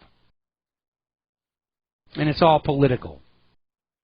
We have more government workers in the United States than we have people actually doing manufacturing. And then we have all those people afterwards who take the manufactured goods and they stick labels on them. You know, like, always make sure both feet of the ladder are on the ground. Like, we don't already know that. It really is ridiculous. And I'm glad Trump is starting to pare these things back. And we need to start pointing out where regulations are either pointless, gratuitous, or, no matter how well-intentioned, simply not being enforced at all. And we need to start paring that back, because that will help bring businesses back to the United States. It will also help small businesses to start up again. And in the years before the 2008 mortgage-backed security fraud meltdown, small business was responsible for 65% of new job creation. Okay, we're going to do a shout-out now to our on-air affiliates who are just now rejoining our network. And then we're going to go ahead and take a phone call from Al in Canada. Aloha, welcome to the show. What's on your mind? Hi, Mike. Does it ever strike you as a coincidence that sometimes some things happen at just like the right moment? Well, I don't think those are coincidences. There's a lot of staged events being put on out there to try and manufacture the news to push a particular point. And what's really amazing is to see how somebody will take a particular event and then spin it and twist it all kinds of different ways for political gain. Yeah, well, this apparently they've named the shooter in Quebec, and he was a big Trump admirer. What a coincidence. Well, this story keeps flipping back and forth because Reuters claimed they'd arrested these two white supremacists. Then Canada came back and said, we haven't arrested anybody. We think we're dealing with some Salafists, and now they're back to saying he's a Trump supporter. So I wouldn't trust that story either. No, and, you know, like this stuff is always political. I mean, you know, these things happen up here in Canada as well in the United States, and, you know, I'm always suspect about them, especially, I mean, you know, especially with you know, Donald Trump putting a 30-day, you know, like a temporary ban on the, you know, the 7 countries, and this is just ridiculous. I mean, it couldn't have happened at a better time, as far as I'm concerned. It's seeing as, you know, our liberal government are a bunch of globalists that, you know, hey, GM's moving jobs down to Mexico. What happens? Nothing. Nothing. Nothing said. Oh, okay, bye. You know. Well, corporate media is still serving corporate interests, and it's rather amazing to see all of Trump's detractors accuse him of being a fascist, because what we're seeing is our elite establishment corporation media complex, they're the ones acting like fascism, acting with this attitude that corporations and government should be partnered together against the general population, because that is the classic definition of fascism. Yes, yes it is. Anyway, I was, you know, kind of hoping to get your opinion on that. Just another quick thing about what you were talking about with government regulation and everything. Being a millwright, you know, it's ridiculous up here in Canada. If it moves, guard it. And they actually have come out, Mike, with a ruler that you can adjust. So basically, the bigger the hole, the farther, like the bigger the hole of something is, like a guarding hole, the farther away from a moving part it has to be. There is actually a ruler out now. That's how ridiculous this has come. And that includes anything. If it moves, guard it. Any machinery whatsoever. Well, you know, to me that makes a lot of sense. Okay, I don't have a problem with that, mostly because when I was young, I knew a young lady who had lost the tips of her fingers working in a factory. So I'm actually okay with regulations that actually serve a useful purpose, but there are so many regulations about putting stickers on ladders and hammers and all this other stuff that really don't don't serve a real purpose, and too many regulations that actually have a good purpose that are simply being ignored and not enforced for political reasons. Yeah, and it's true. I mean, it's actually, the sticker thing is ridiculous up here in Canada. I mean, it's on everything. It's everywhere. It's every single place you can imagine it could be on almost anything you buy. Anyway, I appreciate your time, Mike. All right. Great show. Thank you very much. We're going to let you go here. I just had a flashback to a memory. And when I was younger and I was working with NASA, I spent a summer as the resident at the Table Mountain Observatory. And back then it had a radio telescope which had been struck by lightning and was in the process of being repaired. And I remember there was this government-mandated sticker on the moving parts of the radio telescope saying, not to be hand-carried by less than 2 people. And we're talking like a 40-foot dish. They are somewhat ridiculous, but that's my job, to put stickers on things. I have a PhD in sticker-onedness. All righty, now then, getting on back. Oh, we got another phone call. Sherry in Texas, aloha. Welcome to the show. What's on your mind? Thank you, Mike. Just real quick, so you've been talking about money and markets and stuff. I was in a major, or I'm still there, major brokerage for like 30 years. Money came out of my account, just kind of disappeared one day. And I had anticipated problems. There were some problems overseas, so I had taken a lot out. But they didn't get a lot. But anyway, I called and they had me fill out forms and stuff. And they said, oh, someone brought up the wrong numbers and accidentally transferred money out of your account. And I said, I didn't have transfers on my account. I haven't had transfers on my account since I started it. I funded it. It made money. I sent for checks. Okay, I'm not kind of no tech stuff. Okay. Yeah. I put it put my account on a whole new track. Probably for a retiree, isn't doing much with her account these days. Well, now I can't always get a trader to execute my trade. And I've been getting real nervous about this. I went through a service representative to transfer out most of my money. Now, most of my money's out here in an account, little account at a good, strong local bank with no interest rate, no credit cards, no ATMs, no debit cards. And I can go in and write a check, and certain family members can go in and write a check if they have to. Okay, and that's where it's sitting to live on for the next 15 years or 20 years or whatever I've got. Okay, transferred out most of my money. Now, at the end of February, I have some Silver iShares left in there. I could take them out now, but I'm going to wait till the end of February. And here's the question. I've been nervous about March. You said something about March being a bad time to be in the market or something. Do you remember that? I think one of our callers did. I think in general, with that story we did earlier about the Dow may be at 20,000, but the companies that make up that Dow industrial average are reporting very weak earnings. And the two just don't make any sense. It's another reminder these numbers are being rigged for political gain. Now, I'm not a financial expert. Anybody could look at my bank balance and know immediately I'm not one to give advice on how to get rich. But at this point, I think you're doing the right thing in terms of, without incurring the various tax penalties, trying to get your wealth out in some kind of a wealth storage form. And you should have no more in the bank than you need to pay your immediate obligations, and you should have the rest at home under your control, some in cash, some in silver and gold. Because when the system starts to come apart, here in the United States of America, they've already changed the laws to literally allow the banks to rob your accounts to keep themselves solvent, to go into safety deposit boxes, and they've redeclared bank savings account holders as unsecured investors in the bank, meaning if the bank goes under, you're supposed to share in the losses. That certainly is a far cry from what banks were when I was a kid.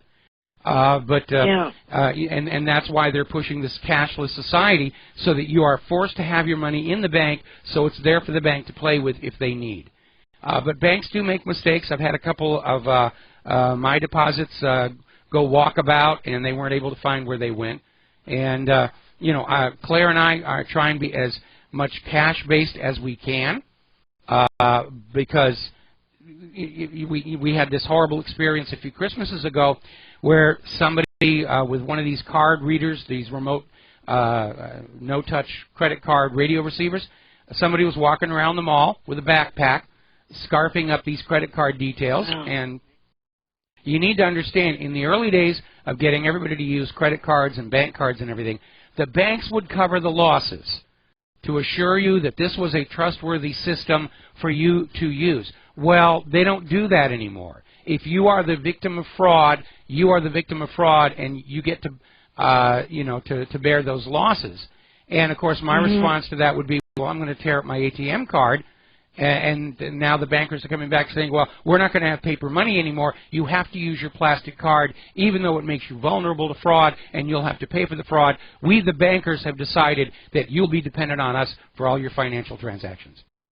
I'm hoping seniors that are on Social Security will be exempt from that, because there's no way I'm going to do that. So, I mean, this is unprecedented what happened to me. A trader that won't put through your transaction, and you wait for the confirmation to come through the mail, and it doesn't. Oh, gee, we made a mistake.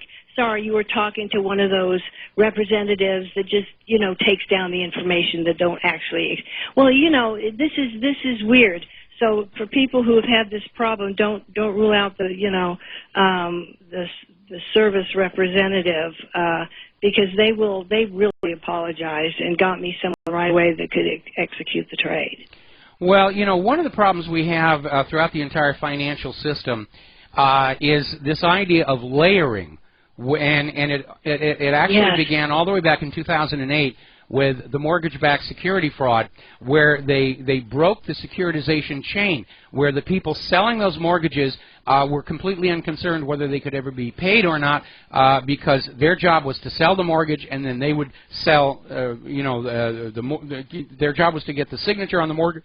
Then they'd sell the mortgage to the aggregator, who would put them together, sell them to the investment company, who would sell them to their investments. And nobody was really all that worried about whether these people signing the mortgages could really pay for them. And we're seeing layering now, for example, with my health insurance. There's like 20 different people that I have to go through depending upon which question or anything I need. And none of them know what anybody else is doing. They're just sitting in their little cubicle, and they get paper shoved in through a tube on one side, they write on it, and they shove it out the other side. And it results in a huge amount of confusion, and these things do happen. And we need to go back to this idea of having skilled workers who are dealing these things, who are basically looking after whatever the activity is, insurance, mortgages, your trades, looking out for them from beginning all the way to the end, and just having that overview, because the more fragmented it becomes, the more everybody has deniability of responsibility, and that, of course, is a very, very bad trend. I think we need to keep it simple now. Yes. Keep it as simple as you can. I absolutely agree, and I think one of the reasons why they're going the other direction is it does create jobs and make the job market look a little bit better. Again, for the people at the very top who don't want to be bothered with manufacturing or filling out paperwork and everything, it's good. But it does tend to erase accountability. And again, if you go back to all these government regulatory agencies that are supposed to be looking out for us, they really aren't. And again, I go back to that example of the Securities and Exchange Commission ignoring the evidence of Bernie Madoff's wrongdoing for 12 years.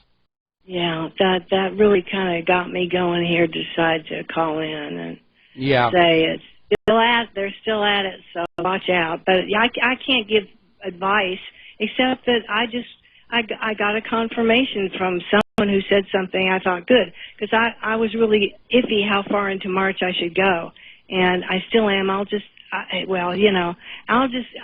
sell what I've got.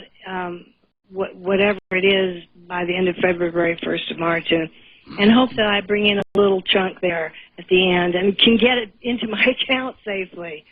You know? Yeah, but again, you should have some of it at home as cash while they still let us have cash. I do. I have it. Don't tell on the radio. Don't tell on the radio what you're doing, because nefarious people are probably listening. Yeah, it's not all home. I mean, it's safe. It's safe. All right. Well, that's good to hear. That's good to hear. Yeah.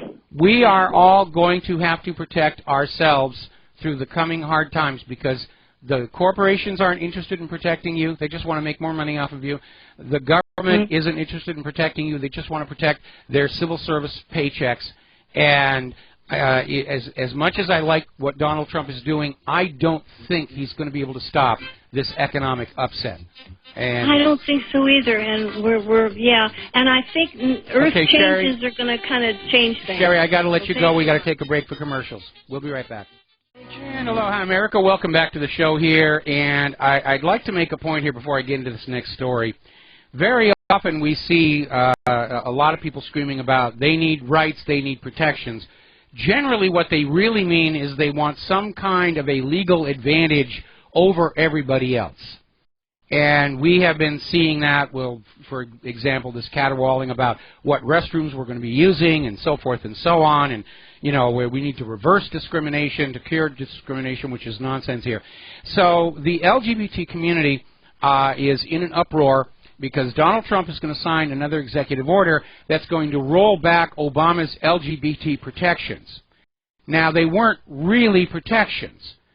They were special programs, special funding into that community, various other things, and they like the free handouts, and they're upset about that, but they're out there screaming that Donald Trump is anti-LGBT. And then a dose of reality hits them in the face, because Judge William Pryor, who is very much anti-LGBT, has now been removed from Donald Trump's list of possible Supreme Court justice nominees. And we need to be very, very careful, because what Donald Trump is trying to do is get rid of the waste, the pointless spending, the gratuitous regulations and laws that have made our society a total mass confusion. And we're going to see all these people screaming about, oh, they're removing our protections. No, he's just taking back the free stuff, because our economy can't handle the free stuff anymore. And we need to remember that a lot of the hue and cry used to push this agenda of special protections for any group is usually created with hate crime hoaxes, of which so many have been exposed lately. Oh, somebody painted a swastika on my door. We need special protections. We need the government to spend more money on us. We have to have security, and it's all politics here. Now, up until recently, in fact, up until today, the tradition in American politics has been that an outgoing president will refrain from commenting on his successor for 1 year. And Barack Obama has thrown that out the window. He's out there criticizing everything that Trump is doing. He's out there saying, how dare you undo all of my executive orders, and whining and crying like a liberal, as it were. Getting on back to that issue of being sensitive to your public image. If you're going to be out there rousing the rabble and so forth, whether it's the color revolution, the Maidan, racial issue, you have to think, how does what I'm doing look to the general population whose support I need if I'm going to bring real change to our society? So up in Seattle, there was a Black Lives Matter component to the anti-Trump protest, and this guy's out there screaming, we need to start killing people. Now, that's not a very positive image. And the more these people scream and cry and cause property damage and make everyone around them afraid, the less likely they are to actually succeed in accomplishing anything of any good. I mean, just imagine if back when the Thomas Jefferson and the boys were trying to get rid of Great Britain, if they'd gone into the colonial schools and started beating up on the students and damaging the classroom and burning the textbooks, how far do you think they would have gotten? And the answer is not far at all. If you seriously intend to bring about a change to society for the better, you must have the support of ordinary people. And the more you go on out there and commit acts of violence, the more you go on out there with fear-mongering rhetoric about killing people, about wanting to see white genocide, the less popular support you're actually going to have. But the closer and closer we're coming to a civil war, and nobody wants that. We'll be right back. Aloha, America. Welcome back to our show here. The phone lines are open, 800-313-9443. I'm looking at this story out of Kansas.com, where apparently California is now banning state travel to the state of Kansas over concern of discrimination against LGBT. Governor Brown, don't you have more pressing concerns like the economy, like infrastructure? I don't know what's gone wrong with those Californians. I mean, it's just, they're out there. They're still pushing this liberal, political correct nonsense. Now then, as I mentioned before, former President Obama has broken with past tradition in not waiting for a year before commenting on his successor. And one of the things Obama is out there, he's rejecting any comparison between Trump's immigration policy and that of Obama. Now, Obama deported a lot of people, and apparently Obama's issue is that Trump is deporting the wrong ones. Now, remember when Obama came into office, he was very strict on immigration. But somewhere between his first and second term is when George Soros really began pushing this New World Order, open society, no more borders, flood everybody into everybody else, and Barack Obama went along with it. And unfortunately, way too many world leaders are on board with this globalist agenda because they all go to bed at night dreaming of their particular derriere polishing that seat on the golden throne of planet Earth. And none of this is for the benefit of the people of planet Earth. It's all for the benefit of those who desire that top spot and all the wealth and power that it conveys.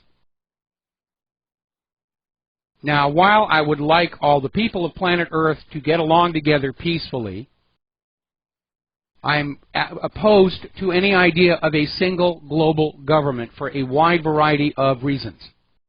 First and foremost, within any nation, any government, it is only a matter of time before a tyrant seizes power. And if there are not other nations to hold them at bay, what happens?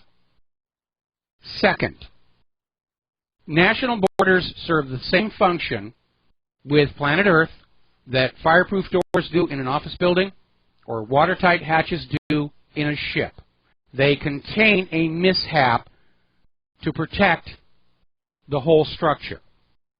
Yes, if you prop open the fire doors in a building, it does seem like things are a lot better and you can get from place to place. Same thing if you lock open the watertight hatches on a ship.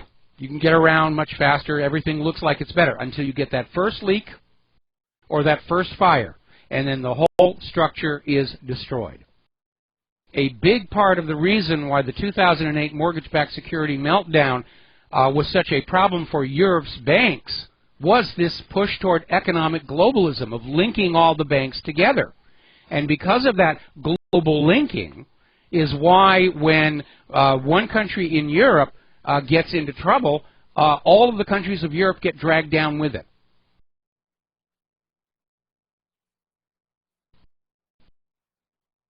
Now, third, if there is a single global government, we know from watching our own government, from those of Europe, that those in power love to preserve the status quo. Campaign rhetoric, to the contrary, they're not really progressive. They want to keep things exactly as they are right now, this moment. If you have a multiplicity of countries across the globe, then you have opportunities for experimenting with new social systems, new ways of running a society and a country. Always the search for something better. If there's a single global government preserving its own status quo, then social evolution comes to a halt. That's basically it right there. And, of course, we need to remember that with the global government comes a global private central bank that will hold us all as debt slaves until the human race goes extinct. That's the plan. As I mentioned to that caller before, we can call it neo-feudalism. I think mankind, I think human civilization is best served with a world with hundreds of little tiny nations, each sovereign, self-dependent, trading across borders, tourism, everybody's friend, nobody large enough to be an inconvenience to their neighbors. That is what I see is the best possible ideal. So, now then, apparently the Japanese embassy is paying a British think tank, the Henry Jackson Society, to plant anti-China stories in the media. So when you see all these stories about how bad China is being and so forth and so on, again, it's not what's really going on. It is manufactured propaganda.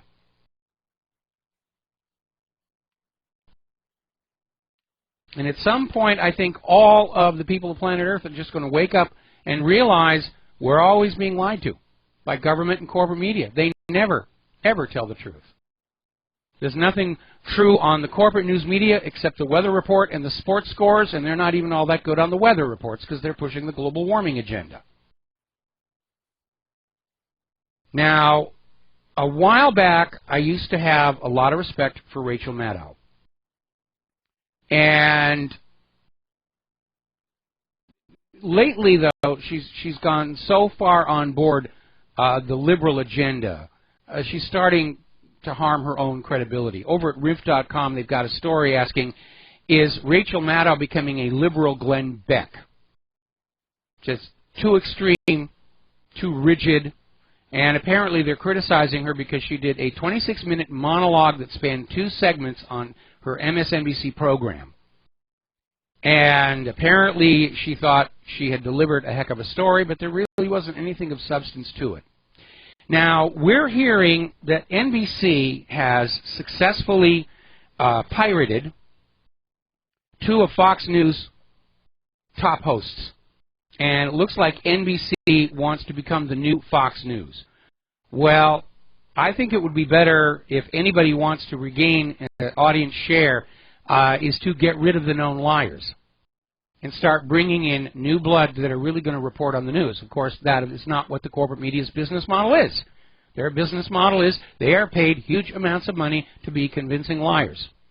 And these days, everything they continue to do is only destroying their credibility that much more. All right, let's take a phone call. Dan in Canada, aloha. Welcome to the show. What's on your mind? Aloha, Mike. I just thought maybe we need to give credit to where credit is due, and I think maybe it's time to thank the Obamas for the 8 years and the fact that they didn't steal the furniture on the way out. Yeah, at least we have to give them that that we know of. But exactly.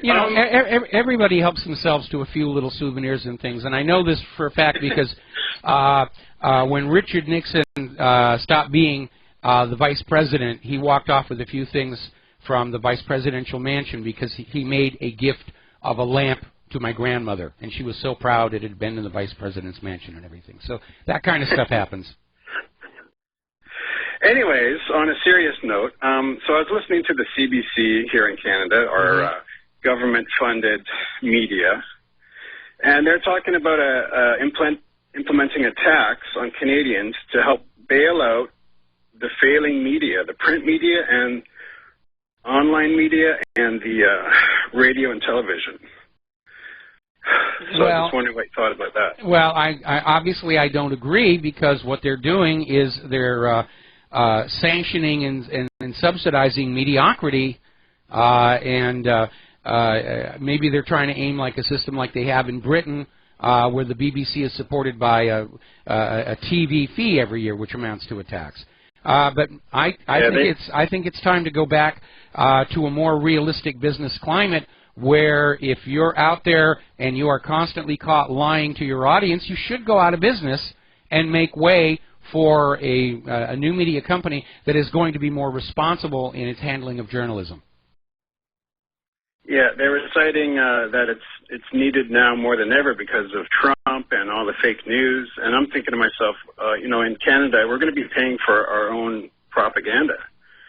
Well, you already are. I mean, we already are. Same thing here in the United States of America. The U.S. government takes money away from the American people and spends that money to lie to you, to get more of your money and the lives of your children for wars. Exactly. I was, during the election, I would type in on Google the word Trump or the word Clinton. And every time you put in Trump, you'd get Vox News, VOX, Vox News, would come up with some, BS, bovine excrement lie about Trump and, you name it, right? And then I go, what the hell, what's Vox News? I'm looking at, sounds like some kind of grassroots journalism thing, but it's funded, it got $200 million from NBC Universal. Yes. So this is what the media has to go up against, or we get propagandized by these people. Well, now hang on. I know they've got a huge amount of money. They're running deeply in the red. They're being subsidized by their corporate masters, and in some cases directly by the government. But they're all carrying huge overheads. They've got studios. They've got the lights. They've got all the union camera people and lighting and everything. Plus, they have their prostitutes and correspondents who are pulling down, in many cases, multi-million-dollar salaries. Now, the independent media, we don't have any of that. We're basically running on spare change we find under seat cushions. We don't have that huge crushing overhead. And so the advantage of the corporate media from the economic point of view is not that great. We don't need to impose a tax on the people to keep working. The audience numbers continue to grow for the independent media.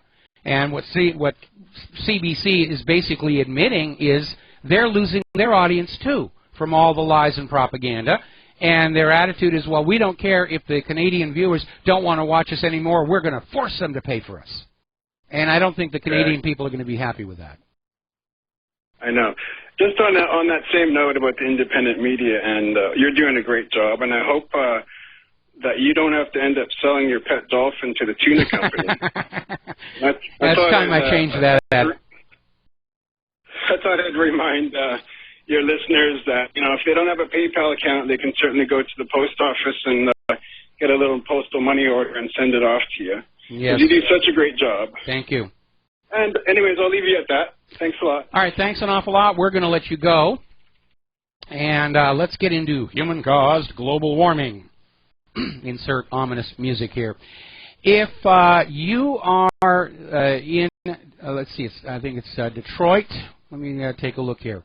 If you're in Detroit, you may want to leave for work a little early tomorrow morning. They're expecting heavy snow, and they're expecting that it will, in fact, impact the morning commute. So you want to get on out there and just get those snow tires on and head on out a little bit early. Now then, getting on back to the media and the fake news.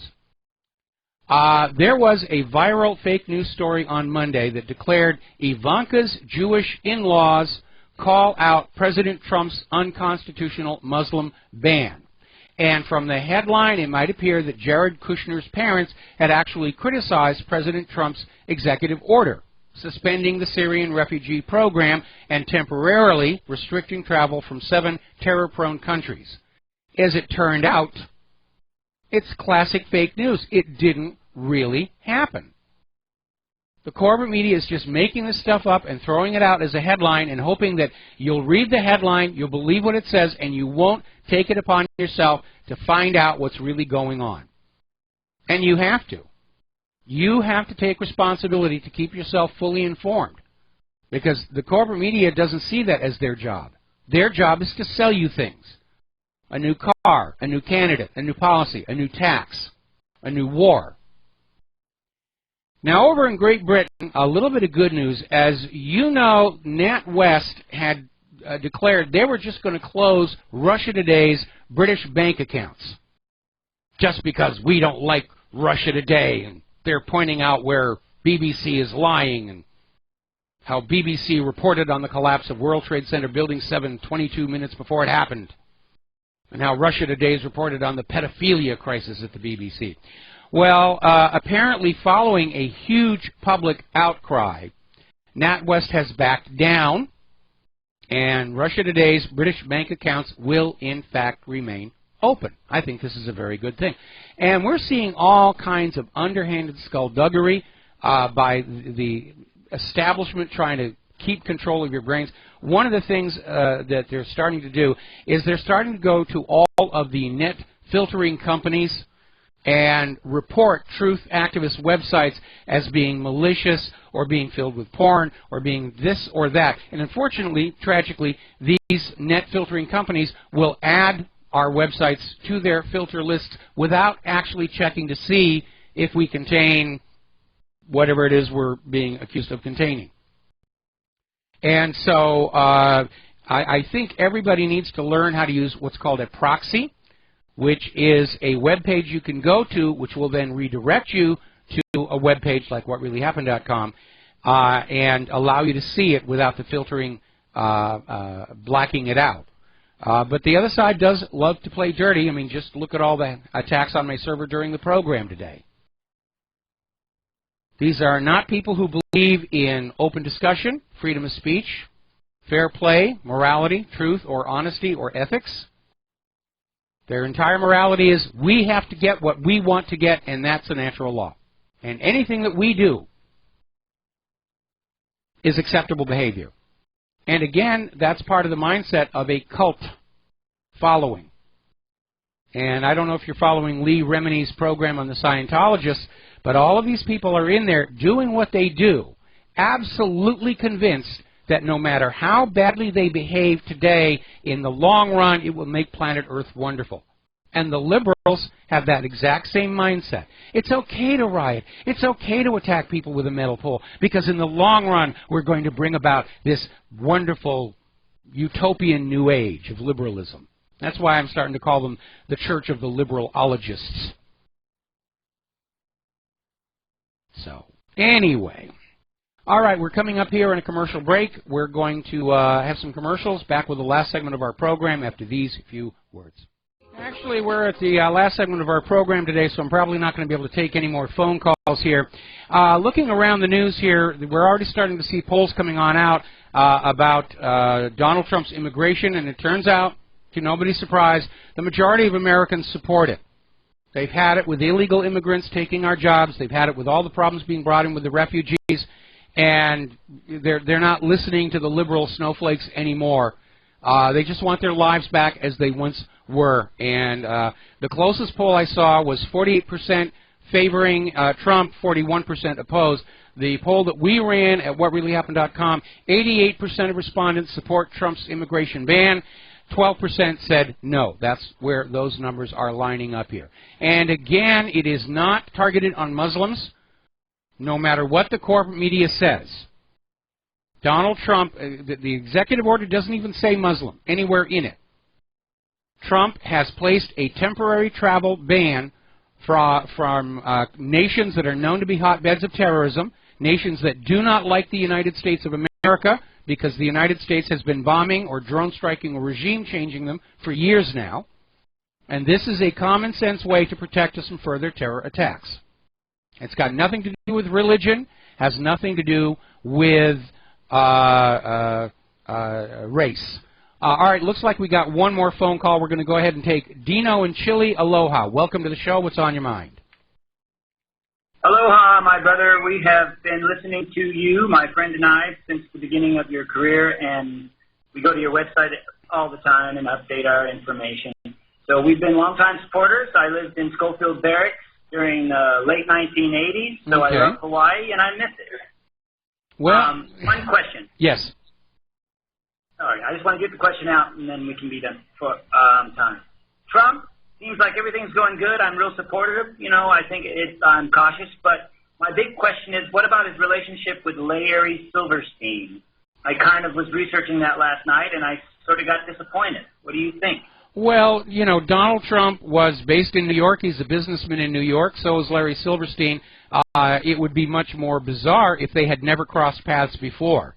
And so I don't see anything that significant. When you're that wealthy in business, you're going to be in regular contact and communication with everybody else who's wealthy in business. I know there's a lot of people who wish Trump would go back and look at 9/11. At this point, I think we all know what happened on 9/11. We have more pressing and immediate issues to deal with. And I find myself agreeing with about 90% of what Trump is doing. But, you know, very obviously what Trump has done is really reveal to the American people just how we were being controlled and dominated and swindled by the political elite and the corporate media for most of our lives. Thank you, Mike. We want to say buena noche from Chile. Ciao. Chile is a great place. If you ever want to get out of the United States, this is a great country down here. Well, if you got some good choirs down there, we'll take it under advisement because the Lady Claire is trying to find more and better singers here. Thanks a lot. We're going to let you go. We're not going to take any more phone calls. In fact, we're pretty much at the end of the show. There's the music. All right, I got to get on out of here, get something useful done with the rest of the day. We'll be back here tomorrow at Republic Broadcasting. Until then, please take what you learn here, share it with everyone that you know. All of us working together are the independent media, and we can push back on all the lies and deceptions of the corporate media, but we have to be out there, be present, be loud, be polite, be gentle, but we have to be out there working at it. This is a war for the minds of America. It's a war for the future of our nation. We'll be back tomorrow. Aloha, America.